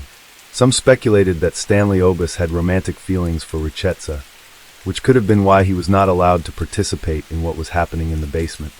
In October 1998, Corey Mayweather was sentenced to life imprisonment without parole for first-degree murder. Corey explained that it all started when they suspected Richa Williams of stealing a large quantity of drugs. In a fit of rage, the group decided to punish her. On July 28, 1996, they took Richa to Kathleen's house in Easton, Pennsylvania, where the horrifying torture began. After dragging her into the basement, Corey and Kwame used crude tools, including electrical cords, household chemicals, and a heated coat hanger, to brutally abuse Richa. Stanley Obis, although not directly involved in the torture, stood outside and prevented Kathleen from intervening. Throughout the ordeal, Richa screamed and pleaded for mercy, but her cries only made the three perpetrators more ruthless. After the brutal torture, they decided to end Richa's life. With the victim exhausted and showing no signs of life, they decided not to leave any trace that could lead the law to them. They quickly placed Richa's body in a large sack, tied it up, and moved it to a secluded cemetery outside the city center. It was one of the least frequented places, ideal for disposing of the body without being detected. When they brought the body to the cemetery, the group didn't stop there. They made another cruel decision without a hint of regret or fear. The criminals placed Richa's body in an old, worn-out coffin, then left the scene after completing their crime. They thought they had successfully concealed their crime, but the frightening evidence, from the chewing gum to the traces in the crypt, helped the police gradually unravel the mystery. Corey Mayweather's confession after his arrest became the key for the police to continue investigating and convicting not only him, but also his accomplices, Kwame Henry and Stanley Obis. Although Stanley Obis did not directly cause Richa's death, he still played a significant role in the crime by participating in the abduction and transporting the victim's body to the hiding place. The judge acknowledged that Obis's actions still contributed to the series of brutal crimes committed by the group. The pain and suffering endured by the victim during the kidnapping and the haunting death in the crypt further highlighted the ruthlessness of the perpetrators. Therefore, even though he did not directly commit the murder, Obus was still convicted and held accountable for participating in this crime. A few years later, in 1999, Kwame Henry, one of the suspects in the case, was finally arrested while hiding in Trinidad and Tobago, a country in the southern Caribbean. The police received information from reliable sources and conducted a manhunt. After being arrested, Kwame Henry was extradited to the United States to face trial. In court, he was under strict supervision and subjected to rigorous legal proceedings. His crimes had sparked public outrage and sorrow. After thorough investigation and trial, Kwame Henry was sentenced to life imprisonment without the possibility of parole, a harsh sentence reflecting the severity of his criminal acts, especially the murder he committed. Case 6. On the afternoon of June 4, 2008, in a quiet suburb of Mesa, Arizona, 30-year-old Travis Alexander stepped into the shower of his home, unaware that it would be the last thing he ever did. Just minutes earlier, he had been laughing, posing for photos, completely at ease. But behind the lens was someone he once trusted, someone whose calm exterior hid a storm of rage, jealousy, and obsession. What happened in the moments that followed would spark one of the most shocking murder investigations in modern American history. A trail of blood, a broken camera, and a story that kept changing. On June 9, 2008, in Mesa, Arizona, a group of friends became increasingly concerned about 30-year-old Travis Alexander. No one had heard from him in 5 days, and it was out of character for the outgoing, sociable young man to go completely silent. After several unanswered calls and messages since June 4th, his friends decided to check on him in person. When they arrived at his home, everything on the outside appeared normal. They rang the doorbell multiple times, but got no response. Before leaving, one of them remembered that a mutual friend knew the garage door code. After explaining the situation, that friend agreed to come by and help. As soon as they entered through the garage, a foul smell hit them. At first, they thought it could be from Travis' dog, who greeted them upon entry. But as they made their way upstairs, the odor intensified. Something was very wrong. They knocked on the door to Travis' room, but there was no answer. In the adjacent room lived one of Travis' housemates, Zach Billings. When they knocked on his door, he emerged surprised. Zach hadn't seen Travis in a week and believed he was away on a trip to Cancun with a woman he had recently been dating. Zach had a spare key to Travis' bedroom and opened the door. Inside, they found a large pool of blood soaking into the carpet, leading to the bathroom. There, in the shower, they discovered Travis' body, curled in the fetal position. He had suffered 29 stab wounds, a deep slash across his throat that severed his carotid artery, jugular vein, and trachea, and a gunshot wound above his left eyebrow. His fingers and toes had darkened from livor mortis, indicating he had been dead for several days. They immediately called 911. During the call, they mentioned that Travis had an ex-girlfriend, Jodi Arius, who had shown troubling behavior in the past. When authorities arrived at the scene, there were no signs of forced entry, and the house was undisturbed, suggesting the killer was someone Travis knew and trusted. Blood spatter lined the hallway and bathroom walls. A bloody left-hand palm print was found on the wall, and the bathroom sink was streaked with blood. Clumps of long, dark hair, clearly from a woman, were found in the shower and on the floor. Police also discovered a digital camera inside the washing machine, soaked and seemingly destroyed. Forensic technicians were able to recover several images from its memory card. The photos, taken on June 4th, showed Travis and Jodi Arius in intimate poses. The final image, time-stamped at 5:29 p.m., captured Travis alive in the shower, followed by accidental shots believed to have been taken moments after the attack began. Investigators interviewed everyone close to Travis, including his roommates.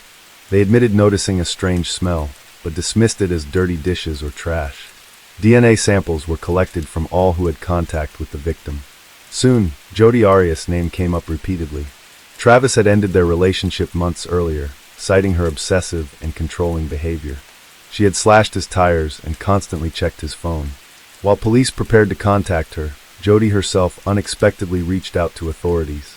She claimed to be devastated and offered to help, stating the last time she saw Travis was in April.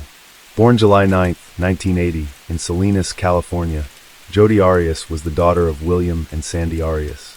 She had 3 siblings and grew up in what appeared to be a calm household. However, Jodi later alleged she was physically abused by her parents starting at age 7. From a young age, She had a deep interest in photography and pursued it throughout her teenage years. In the fall of 2001, Jodi Arius began working as a waitress at a restaurant in Carmel, California. 2 years later, in 2003, she started dating the manager, Daryl Brewer, who was nearly twice her age. Jodi was 21 and Daryl was 40. Their relationship started off strong.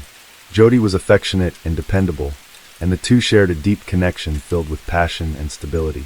By May 2005, they bought a home together in Palm Desert, California, agreeing to split the mortgage. In early 2006, Jodi took a new job with Prepaid Legal Services, a company offering affordable legal help and organizing seminars. Just 1 month into the role, she became interested in the Mormon faith and started attending church. Her newfound religious commitment quickly created tension in her relationship with Daryl. She told him she no longer wanted to be physically intimate, stating she wished to save herself for marriage as her church teachings encouraged. Despite this declaration, she soon underwent breast augmentation surgery and abruptly ended the relationship. In September 2006, Jodi met 29-year-old Travis Alexander at a company conference in Las Vegas, Nevada. The attraction was instant. Travis, a successful motivational speaker, had grown up in a chaotic environment. The son of drug-addicted parents, he was one of 8 siblings. After his parents divorced, he was raised by his paternal grandmother, a devout Mormon, and he adopted the church's teachings as his own. Despite facing immense adversity throughout his childhood and teenage years, Travis used his story to inspire others. He worked hard to build a stable life and become a symbol of personal growth. After the conference, Travis and Jodi exchanged numbers, though he lived in Arizona and she in California. Just a week later, they met again, and that night, they became physically intimate. What followed was a period of constant communication, texts, calls, emails, and daily contact. On November 26, 2006, Jodi was baptized into the Mormon Church, hoping to become more compatible with Travis. 3 months later, they made their relationship official, and Jodi relocated to Mesa, Arizona to be closer to him. But soon after, things took a dark turn. Jodi discovered messages from another woman on Travis' phone and accused him of being unfaithful. Her behavior shifted dramatically. She became increasingly jealous, possessive, and emotionally unstable. She frequently checked his phone, questioned his whereabouts, and lashed out in anger. Travis, once optimistic about the relationship, began to feel trapped. He confided in friends that Jodi was pulling him away from his faith, and that he was beginning to question whether she was the kind of person he wanted in his life. The relationship officially ended in June 2007 after just 4 months. However, they continued having secret sexual encounters, often traveling together for business events. Jodi believed they still had a future. Travis, meanwhile, began dating other women. He suspected Jodi had vandalized his car, slashing his tires on 2 occasions, and that she had sent anonymous threatening emails to both him and his new partner. Friends recalled him saying that she had once broken into his house by crawling through the doggy door. Despite these red flags, their physical relationship continued. They exchanged intimate photographs, and Jodi remained fixated on him. By mid-2008, Travis had told friends that Jodi had hacked into his social media accounts and accessed his bank information. He said he felt haunted by her and didn't know how to break free. Their final break came when Travis invited another woman, Mimi Hall, to accompany him to a planned trip to Cancun on June 15, 2008. He had initially intended to go with Jodi, but changed his plans at the last minute. When Jodi learned she had been replaced, she was enraged. On May 28, 2008, a burglary was reported at the home of Jodi's grandparents in Eureka, California, where she was living at the time. Among the stolen items was a handgun. On the morning of June 2nd, Jodi left her grandparents' house at 5:39 a.m. She traveled to Redding, California, where she rented a car at 8:04 a.m. offered a red vehicle. She declined and requested a more discreet color. She also brought gasoline containers with her, an unusual detail that would later reveal her attempt to conceal her travel route. Jodi told friends and contacts that she was headed to Utah to meet with a colleague named Ryan Burns, who also worked with Prepaid Legal Services. Her true destination, however, was Mesa, Arizona, an 11-hour drive from her starting point. The gas canisters allowed her to refuel without stopping at public gas stations, thereby avoiding security cameras and leaving no digital payment trail. Between 1 a.m. and 3 p.m. on June 3, 2008, Jodi Arius called Travis Alexander 4 times. He never picked up. Eventually, Travis returned her calls, first with an 18-minute conversation, followed by another lasting 41 minutes. What they spoke about remains unknown, but what happened next would change everything. On June 4th, Arius showed up in Salt Lake City to meet Ryan Burns, a colleague she had planned to see. Burns immediately noticed something was off. Jodi's signature, long blonde hair, was dyed a darker shade, and her hands were marked with cuts. When asked about the injuries, she casually explained they were from a broken glass at work. Aside from her altered appearance, she seemed cheerful, even more upbeat than usual. That same day, Travis failed to show up for a scheduled conference call. His absence raised concern among friends, especially since he was usually punctual and professional. Days passed without any word from him. Then, on June 9th, his body was discovered in his Mesa, Arizona home in a gruesome scene that left his friends and the community in shock. On June 17th, Jodi voluntarily gave her DNA and fingerprints to investigators. At that time, she wasn't seen as a primary suspect. Her cooperation and calm demeanor didn't match the erratic, possessive woman Travis's friends had described, but that changed 2 days later. Forensic technicians managed to retrieve deleted images from Travis's damaged digital camera. The photos, dated June 4th, showed Jodi and Travis in intimate poses. The final images, taken just before his death, captured Travis in the shower, alive. One of the last shots showed his bloodied body on the bathroom floor, and another appeared to show Jodi's foot. When police contacted Jodi again, she denied ever being in Mesa. She claimed she had been in Salt Lake City at the time of the murder, and that Ryan Burns could confirm it. Burns did back up her alibi, except for noting the odd hair color and the cuts on her hands. Lab results soon revealed something much more damning.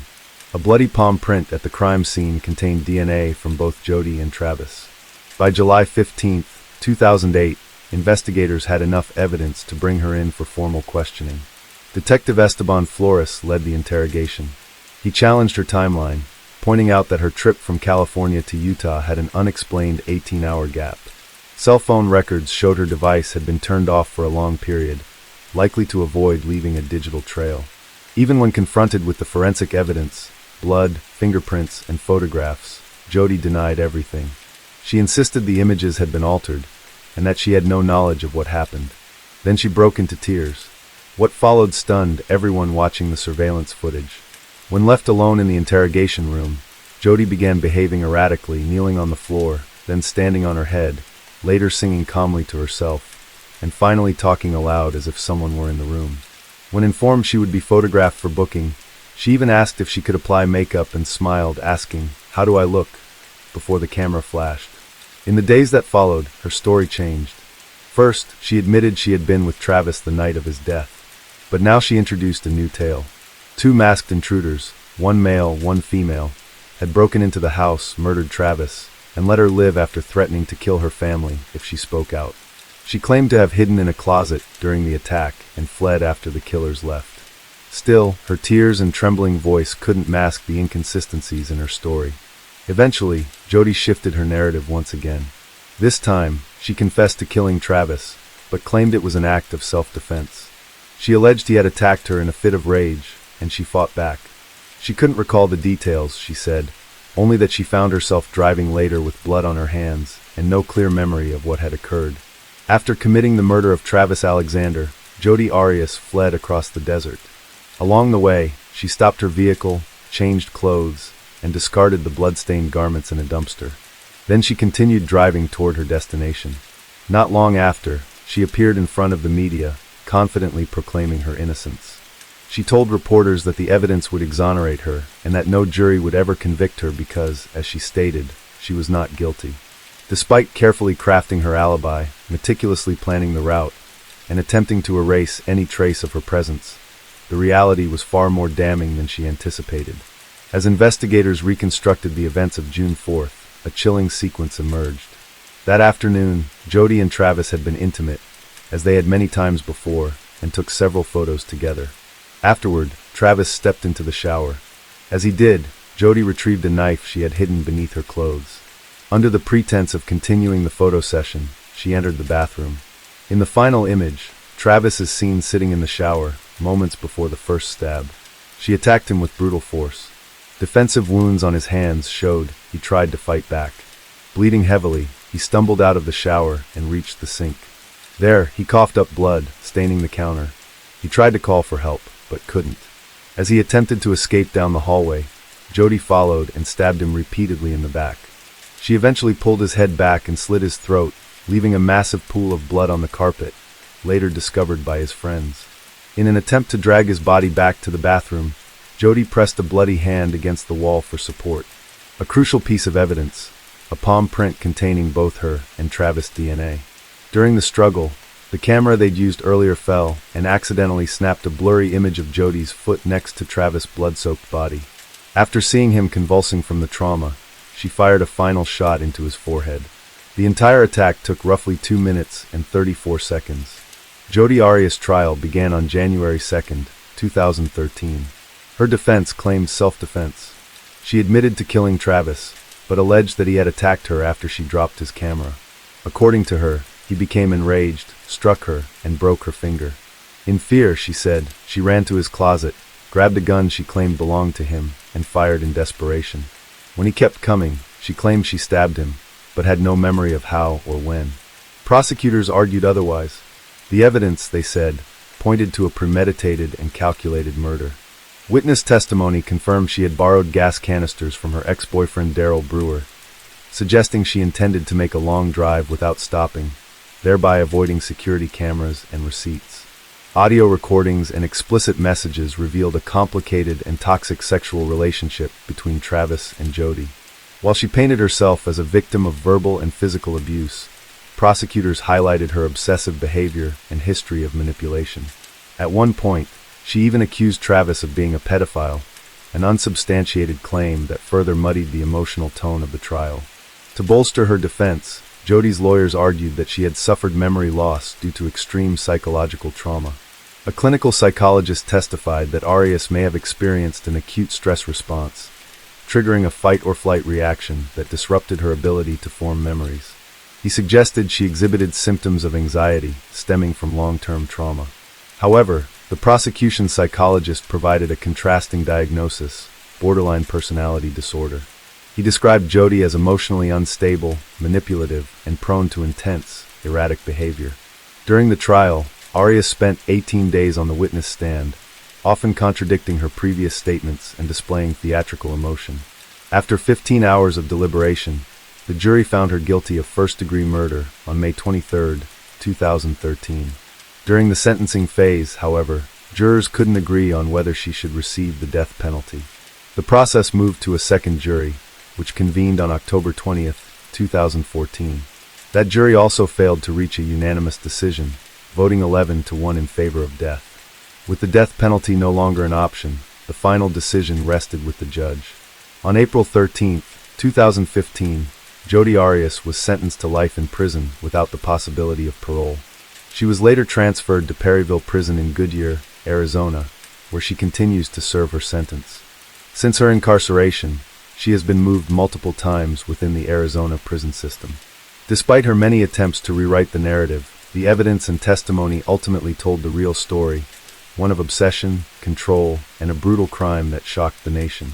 Subscribe now for more thrilling investigations. Case 7.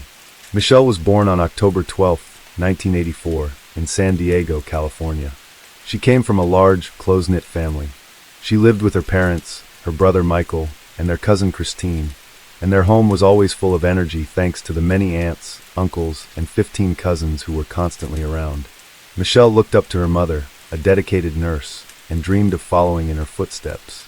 After her mother passed away, that dream became her mission. Determined to honor her legacy, Michelle took on a nurturing role in the family. Her brother Michael recalled how she stepped in with strength and love, becoming a guiding force for everyone around her. She helped teach her siblings and cousins how to cook, how to drive, and offered advice whenever they needed it.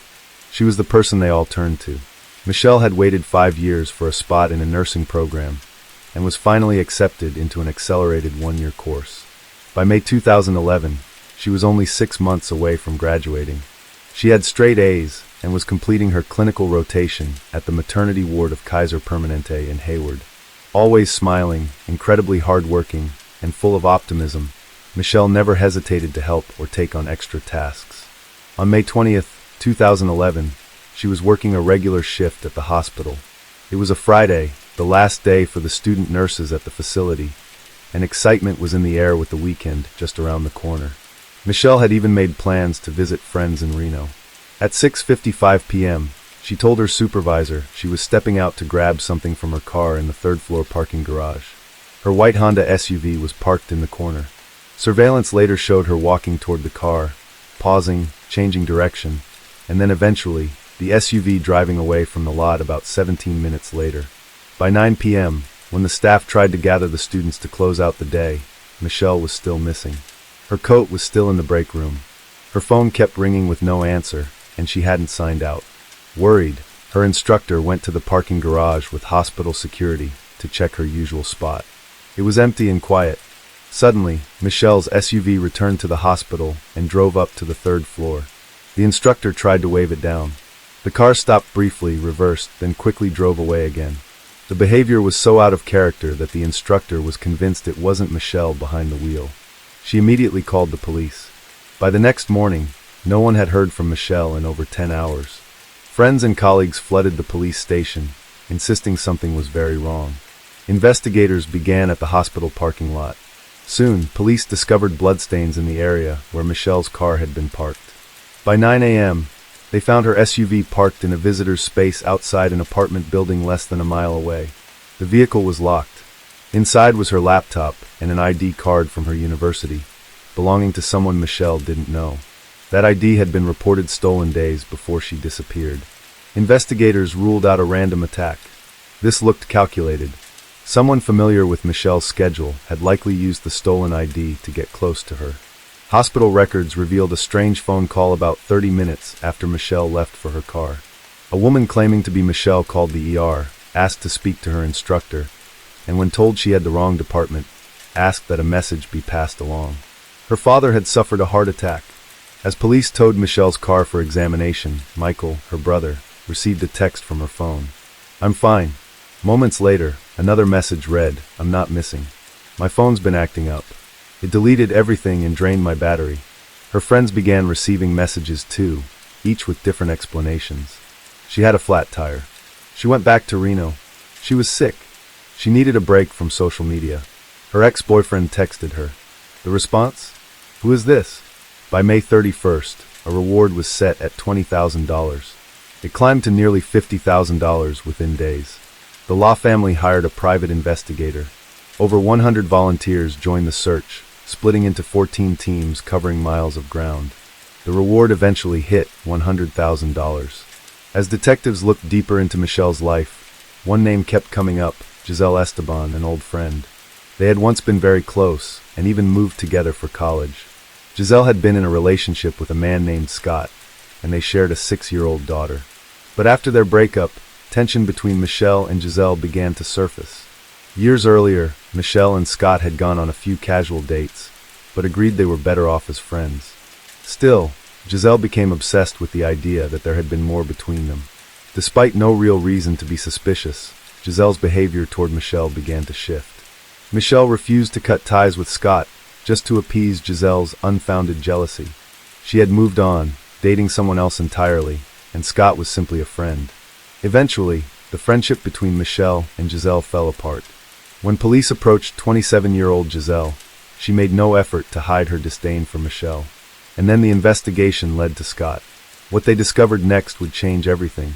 Scott had always been around, familiar to many who knew Michelle, and even joined in the efforts to find her when she went missing. Detectives noted how sincere and visibly shaken he appeared during questioning. When Scott spoke with investigators, he opened up about the ongoing turmoil he had been experiencing with his ex, Giselle. Their relationship had been turbulent, filled with repeated conflicts. At one point, during a particularly difficult time, Giselle returned to her family home, taking their daughter with her. Despite the chaos, Scott remained committed to his daughter's well-being. In hopes of creating a stable environment, he tried several times to repair things with Giselle, but it never worked. He provided investigators with a long series of messages Giselle had sent, many laced with anger and targeted venomously at Michelle. In one message, she wrote, "I hope you find what you're looking for in someone as disgusting as her." Another read: Michelle has dug her own grave by being a homewrecker and whore. She won't be a problem much longer. The tone of these texts grew increasingly threatening, with statements like, "Your whore will get what she deserves, and she won't pass her midterms." Michelle herself had received messages from Giselle, including one saying, "If you were ever really a friend to Scott or me, you'd just leave us alone. You're just the whore who followed me to San Francisco." In a deeply troubling revelation, Scott also shared an audio recording he had taken during one of Giselle's outbursts. She had been in a car with their daughter in the back seat. In the recording, she confronts him about Michelle and issues disturbing threats. Her voice, cold and resolute, is heard saying, "If you do it again, this is your last and final. I will take your life and hers. You can take that to the grave." Scott explained that Giselle had previously been hospitalized for psychiatric evaluation and was diagnosed with bipolar disorder and manic depression. On several occasions, she would appear at his home uninvited, quietly entering and sitting alone until someone noticed her. Eventually, Scott was awarded full custody of their daughter. This decision escalated tensions even further. Giselle moved back to Hayward to remain nearby, and things intensified until a judge granted a restraining order against her, forbidding her from coming within 100 feet of Scott or his family. The order was issued just 3 days before Michelle Lou disappeared. Meanwhile, authorities in Hayward began coordinating with Fairfield police regarding another unsolved case from the previous year involving a nurse with the same last name who had also mysteriously disappeared. Unlike in the Fairfield case, Michelle's car had been found locked and secured, which indicated that whoever last drove it had been careful to avoid detection. Surveillance footage was being analyzed, and her family continued to hope for her safe return. However, that hope began to dim when investigators informed the family that Michelle's car had tested positive for her blood. Though specific details weren't shared with them, police confirmed that the case was now officially being treated as a homicide. Despite the heartbreaking update, Michelle's family refused to give up and continued searching for her. Giselle's name kept surfacing, so detectives brought her in for a formal interview. She was visibly pregnant and acknowledged being at the hospital the night Michelle vanished, claiming she had gone for a checkup. When asked about her past friendship with Michelle, she admitted things had changed after what she described as a betrayal. Though she was released after the interview, police remained focused on her and placed a GPS tracker on her car. They were convinced she played a role in Michelle's disappearance. What remained uncertain was whether she had acted alone. Given her physical size, investigators questioned whether she could have committed the crime without help. With growing suspicion and mounting evidence, Giselle had become the central person of interest in the case of Michelle's disappearance. Police went to Giselle's apartment, accompanied by a crime lab team that meticulously examined her car and even went through the trash. Despite the growing scrutiny, no formal charges had been filed at the time, and Giselle maintained in interviews with local media that she had no involvement in Michelle's disappearance. The investigation took a dramatic turn when Scott contacted police with a chilling discovery. Michelle's phone had been found in the back seat of his own car. Surveillance data confirmed that Giselle's car had made several visits to Scott Street, stopping outside his house repeatedly. Investigators believe she had planted the phone there deliberately. Further evidence came from security staff at the nursing school, who reviewed entry data tied to a stolen ID badge that had eventually been found in Michelle's Honda. On May 26th, just 1 day before Michelle vanished, someone had used the badge to gain access to restricted areas of the campus. Surveillance confirmed that person was Giselle Esteban. Disguised as a prospective student, Giselle had managed to escape from the school, managed to acquire the ID, and began wandering the building, trying locked doors and entering classrooms. After the school closed for the day, she returned, wearing a white lab coat. She entered again through a back door, moved through the same areas, checked computers, and eventually made her way to a teacher's desk, where she examined student schedules, including Michelle's. Now armed with the knowledge of Michelle's whereabouts and class breaks, Giselle had everything she needed. Analysis of cell phone records showed that after Michelle disappeared, her phone and Giselle's had been located in the same area at the same time. The following day, Giselle was seen entering an Apple store, where she asked technicians to unlock an iPhone, claiming her daughter had accidentally locked it. After gaining access, she left the store and was captured on camera at a nearby restaurant using the phone, sending fake messages to Michelle's friends. Cell tower data confirmed it was Michelle's phone. The footage showed Giselle operating the device, pretending to be Michelle. Even without a body, authorities had compiled a mountain of evidence. Giselle Esteban, 27, was arrested at her residence and charged with first-degree murder. A pair of shoes found near her front door had Michelle's blood on the soles. In Michelle's car, a strand of hair matched Giselle, and her DNA was also found on the steering wheel. At the time of her arrest, Michelle was still missing. Her family issued a statement affirming their commitment to finding her. Our focus is, and will always be, to bring Michelle home. Until we know where she is, we cannot begin to find peace. For investigators, the case had become even more disturbing following a search of Giselle's computer. In the days before Michelle vanished, Giselle had been researching how to induce heart attacks undetectably, how to follow someone without being noticed, how to break into secured areas, and the effects of lethal substances like potassium chloride and carbon monoxide. After Michelle disappeared, Giselle searched her name online over 300 times. Then, on September 17th, 10 days after Giselle's arrest, the moment Michelle's family had feared became reality. Their worst nightmare was confirmed. After 3 agonizing months of searching, the remains of Michelle Liu were discovered in a shallow grave in a remote, rugged area roughly 12 miles from the home of Giselle Esteban. The body had deteriorated to the point of being skeletal, making it impossible for the coroner to determine a specific cause of death. Authorities in California confirmed that the remains found in a San Francisco Bay Area canyon belonged to the missing nursing student who had vanished in May. In September 2012, Giselle Esteban stood trial after entering a plea of not guilty. Though she now admitted to killing Michelle, her defense claimed it had not been premeditated. They argued it was an impulsive act sparked by provocation, an outburst driven by emotion rather than intent. Esteban's legal team attempted to reframe the case as voluntary manslaughter rather than first-degree murder. Throughout the trial, Giselle remained emotionless. She chose not to testify in her own defense and never expressed regret. Observers noted her cold demeanor, sitting motionless and expressionless, avoiding eye contact, showing no reaction to the proceedings or the emotional testimonies of Michelle's family. Some critical details about the encounter remained unclear. It was never definitively proven whether Giselle had waited in the parking garage, knowing Michelle's routine, or if she had lured her there with a message. But prosecutors presented a compelling theory. Giselle, equipped with knowledge of Michelle's schedule, ambushed her and launched a sudden, violent attack, likely using a sharp weapon.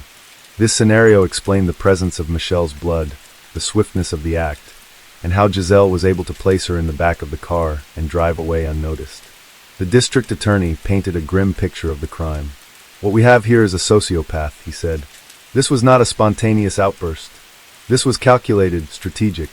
She struck someone who never saw it coming." The jury found Giselle Esteban guilty of first-degree murder. True to form, she showed no emotion when the verdict was read.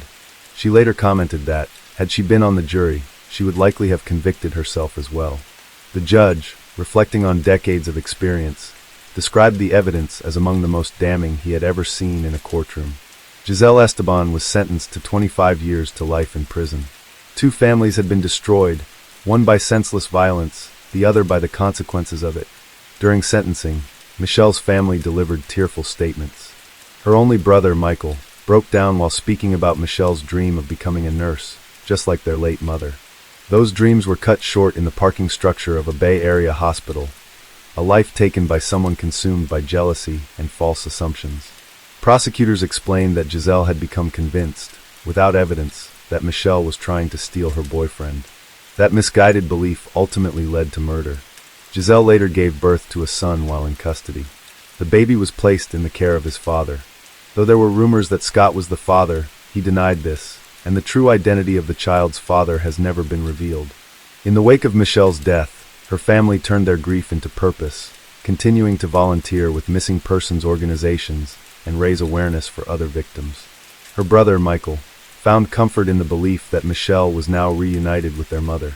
He said that thought made things a little less painful, a little less frightening. Case 8. It was a normal Saturday morning in Bethesda, Maryland, when the manager of a Lululemon store showed up to open for the day.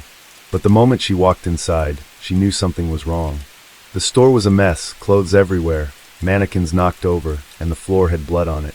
As she stood there in shock, she heard something, a soft moan coming from the back.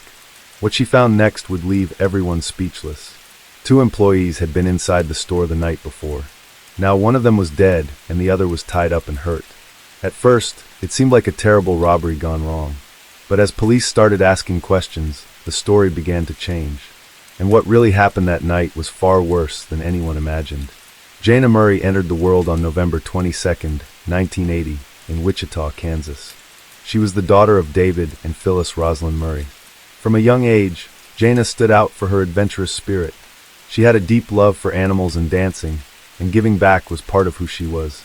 She spent much of her life volunteering. Her friends and family often described her as someone whose smile could light up any room. Jana also had an undeniable passion for travel. Her goal was to set foot on every continent, and she managed to visit all of them except Antarctica. For her 30th birthday, she marked the occasion by filming herself bungee jumping, perfectly capturing her thrill-seeking nature. Academically, Jana was a star. Her hard work earned her a scholarship that took her to Madrid, where she spent 2 years studying at St. Louis University.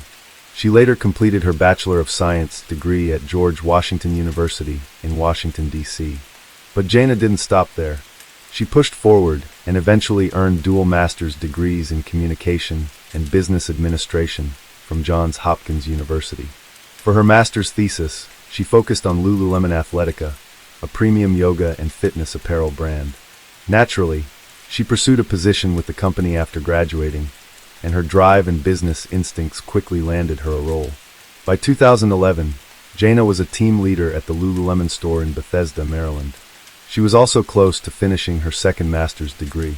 Outside of work and school, Jana was in a happy relationship with her longtime boyfriend, Fraser Bozel. What she didn't know was that Fraser had begun researching engagement rings. He was preparing to propose. Life was falling into place beautifully for Jana. Her career was thriving, her education nearly complete, and her relationship was stronger than ever. A bright future was just around the corner. But everything changed on March 11, 2011. Jana's promising journey was suddenly cut short by a tragic and unimaginable event. The next morning, on March 12th, Rachel, the manager of the Lululemon store, arrived at the Bethesda location shortly before 8 a.m. to open up. Bethesda was generally considered a quiet, safe area, but when Rachel reached the entrance, she noticed the door wasn't locked. That was her first sign something was off. As she stepped inside, it was immediately clear that something terrible had happened. The store was in disarray. Mannequins were knocked over, clothes were scattered, and more horrifyingly, blood was splattered across the floors, walls, and ceiling. Still trying to make sense of the chaos, Rachel suddenly heard faint moaning. Someone was still inside and in pain. Overwhelmed with panic and fear, she ran out of the store and straight to the neighboring Apple store, where a long line of customers had gathered for the release of the new iPad 2. Among the crowd, one man named Ryan couldn't help but notice how distressed Rachel appeared as she stood outside the Lululemon store. When she explained something was terribly wrong inside, Ryan offered to go in with her and check it out. Inside, Ryan walked toward the back of the store, moving past the chaos. Bloody footprints marked the floor, and the space looked like a disaster zone. As he neared the office area, he stumbled upon something unimaginable. A woman with long blonde hair was lying face down in a pool of blood. Before he could fully process the horror, a soft moan caught his attention. It was coming from the bathroom. Inside, he found another woman, her hands and ankles bound with zip ties, her body bloodied, but still alive. It was clear she was injured and in pain, but miraculously she was breathing. Ryan rushed back to the front of the store and told Rachel to call 911 immediately. First responders arrived quickly and were faced with a gruesome scene. They began the task of identifying the two women. Tragically, the deceased was 30-year-old Jana Murray. The survivor, badly hurt but alive, was identified as Britney Norwood, a 28-year-old employee who had transferred from a Lululemon store in Georgetown just 6 weeks earlier. Britney's injuries were extensive. Cuts and bruises covered her legs, arms, chest, face, and torso. Zip ties still restrained her, and both women's pants had been slashed, raising disturbing concerns that the attackers may have assaulted them. Britney was rushed to the local hospital, visibly shaken and in need of immediate care. Back at the store, investigators began examining the body of Jana Murray. The violence inflicted on her defied belief. Medical examiners would later find 331 wounds on her body, over half of which were concentrated on her chest and face. She had been attacked with at least 6 different tools found scattered throughout the store, most of them likely taken from a store toolbox, items including a hammer, a box cutter, a wrench, and a knife. Around her neck was a ligature, though it wasn't tight enough to suggest strangulation. Still, it was an odd and unsettling detail. Jaina's body was transported for an autopsy, while her devastated parents and boyfriend were notified of her death. The autopsy revealed heartbreaking truths. Jaina had fought with everything she had. Her body bore over 100 defensive wounds. Ultimately, the fatal blow had struck the back of her neck. There was evidence that she had tried to escape. The blood trail led toward the store's emergency exit. There was even blood on the door handle, along with a key still in the lock, Jaina's key. The attack had lasted for roughly 20 minutes. The idea that Jaina had endured such agony for so long was almost too much to bear. Detectives urgently needed answers, but they were met with challenges. The Lululemon store had no external security cameras, which meant they had no footage showing who might have entered or exited the store that night. That lack of surveillance was seen as a serious oversight. Investigators turned to the Apple Store's security footage across the street and discovered video from the night before that showed two men dressed in dark clothing walking near the store around the time the attack occurred. However, the footage was taken from too far away to make any definitive identification. With no other leads, detectives turned to the only person who might know the truth, Britney Norwood. Though Britney was still clearly traumatized, flinching and recoiling from any physical touch, she eventually shared her account of what had happened. According to Britney, on the evening of March 11, 2011, she and Jaina were on the closing shift. Jaina had driven to work while Britney took public transit. After locking up the store, they went their separate ways. But shortly after arriving at the metro station, Britney realized she had left her metro card inside the store. She called another coworker to get Jaina's number and then phoned her directly. Despite having nearly reached home, Jaina turned back to help Britney. It was just like her to go out of her way for someone else. At around 10:05 p.m., Jaina unlocked the store door with Britney right behind her. But the moment the door opened, two masked men in dark clothing pushed their way inside. One was tall, the other shorter. Both appeared to be white and in their 20s. She said the shorter man attacked her, while the taller one took hold of Jaina. They forced the women to the back of the store, threatened them, and told Britney they knew where she lived. She had utility bills in her purse with her address, along with her ID. Terrified, Britney believed the men were robbers and hoped they would just take what they wanted and leave. But instead, she claimed the situation spiraled into violence. Both women were physically assaulted and taunted with racial slurs. Britney said they were violated, and during the chaos, she could hear Jaina screaming. Eventually, the screaming stopped. Britney said that's when she knew Jaina was gone. She feared she was next. But then, unexpectedly, the men told her they would spare her life. Why they chose to leave her alive, she didn't know. When Britney was asked why the attacker spared her, her answer was chilling. They said she was fun to take advantage of. Once the brutal assault ended, the men allegedly tied Britney up and left her inside one of the store's bathrooms. That's where she was later discovered. The interview was eventually cut short so investigators could focus on gathering forensic evidence, hoping to find DNA that would lead them to the men responsible. Meanwhile, based on Britney's account, authorities set up surveillance outside the Lululemon store. Not long after, they spotted two men dressed in black, matching Britney's description, and stopped them for questioning. But this promising lead quickly unraveled. The men were waiters from a nearby restaurant, and they walked that same path every night after their shifts. The black clothing? Part of their work uniform. Digging into surveillance footage from previous nights, police confirmed that these two men regularly passed by the store at that same time, following the exact route. Both had rock-solid alibis for the night of the crime, and were cooperative with investigators. They willingly provided their DNA and shoe prints for comparison. Everything was sent for analysis, but it all came back clean. On March 16, 2011, 5 days after the incident, Britney was brought in again for further questioning. When asked if she knew what kind of car Jaina drove, she said she didn't. The interview wrapped up shortly after, but the next day a surprising twist. Britney's siblings contacted the police and said she had something else to share. They explained that she was afraid to come forward on her own, fearful that the attackers might return and hurt her if she said too much. So, on March 18th, Britney sat down with detectives for a third interview. This time, she admitted that she actually did know what Jaina's car looked like, because the attackers had made her move it. According to Britney, The men forced her to drive Jaina's car away from the store before they assaulted her. They told her she was being watched and threatened to kill her if she tried anything or didn't return right away. While moving the car, she noticed a police officer nearby, but didn't approach him, fearing for her life. Yet, despite this explanation, the police began to suspect that Britney wasn't being fully honest. One major inconsistency involved her earlier claims that both she and Jaina had been sexually assaulted. Their pants had been sliced, seemingly supporting that story. But 6 days into the investigation, forensic testing told a different tale. The results were shocking. There was no evidence of sexual assault. In fact, the only DNA present at the scene belonged to Jaina and Britney. No trace of any male DNA anywhere. Even the samples from the two waiters didn't match anything at the scene. Investigators turned their attention to another key detail: footprints. Strangely, all the prints were contained inside the store. If the attackers had entered from outside, there would likely have been some kind of trail leading in or out. But there was nothing. That left police with two possible explanations. Either the attackers swapped shoes inside the store, which made little sense, or the attacker never left, because they had never come in from outside. Even more suspicious, the smaller footprints found throughout the scene matched Britney's shoes. The larger set belonged to a size 14 shoe. At first, this seemed like a potential clue pointing to an unidentified male assailant. But when they matched the print to store inventory, they found the shoes had come from Lululemon's own stockroom. They were store property.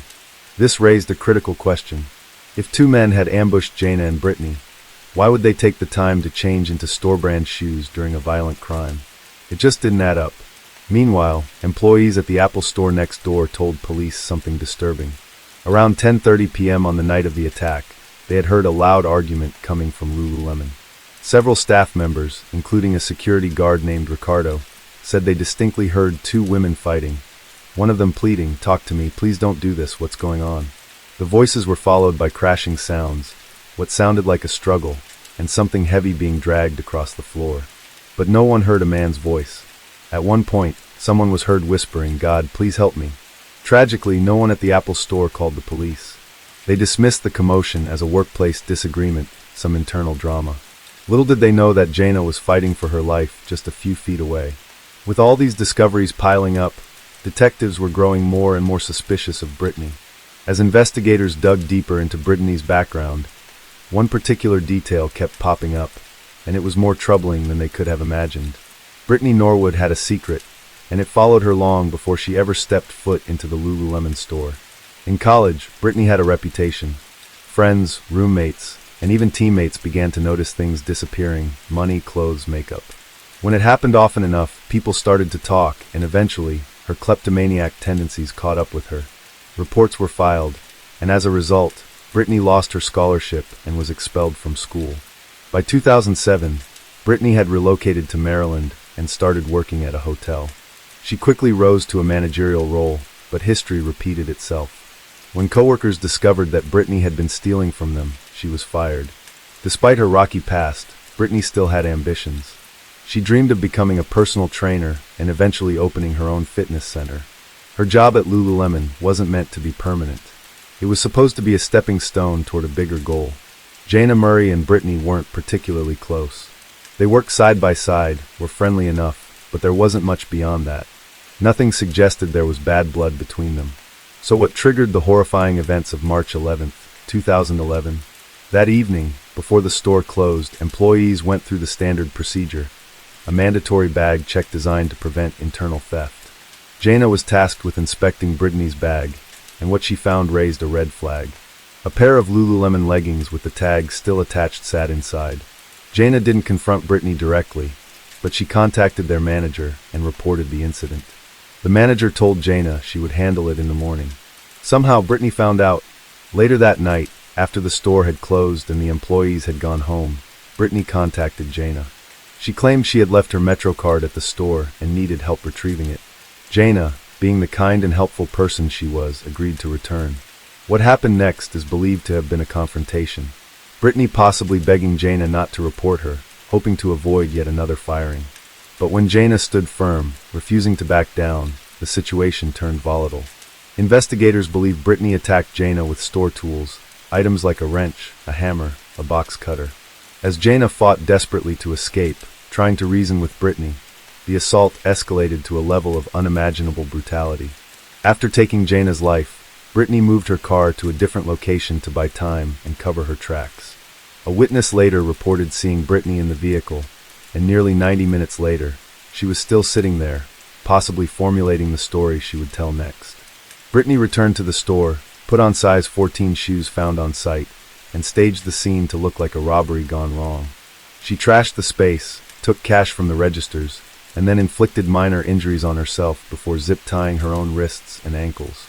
She placed herself in the bathroom and waited until morning, when coworkers discovered the horrifying scene. All of it a chillingly calculated attempt to divert suspicion. Jaina lost her life over a pair of stolen leggings. On March 18, 2011, exactly 1 week after the crime, Britney Norwood was arrested. Prosecutors faced a challenge. They had to prove that this wasn't a spontaneous act of violence, but a premeditated murder.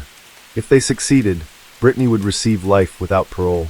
Her defense team, however, aimed for a lesser charge, second-degree murder, arguing that she had snapped in the heat of the moment. The trial began in October 2011. The lead prosecutor, John McCarthy, painted Britney as a manipulative woman and a compulsive liar. He laid out overwhelming forensic evidence and highlighted the inconsistencies in her story to prove that Britney had planned the attack. Meanwhile, the defense admitted Britney had killed Jaina, but argued that it was not pre-planned. They said it was a tragic case of a young woman who panicked and lost control, but the details told a different story. Jaina didn't die quickly. She fought hard, left behind a trail of blood, tried to escape, and endured a 20-minute-long attack. She was conscious through most of it. That kind of prolonged violence made it clear this wasn't impulsive. It was deliberate. The jury didn't need long to reach a decision.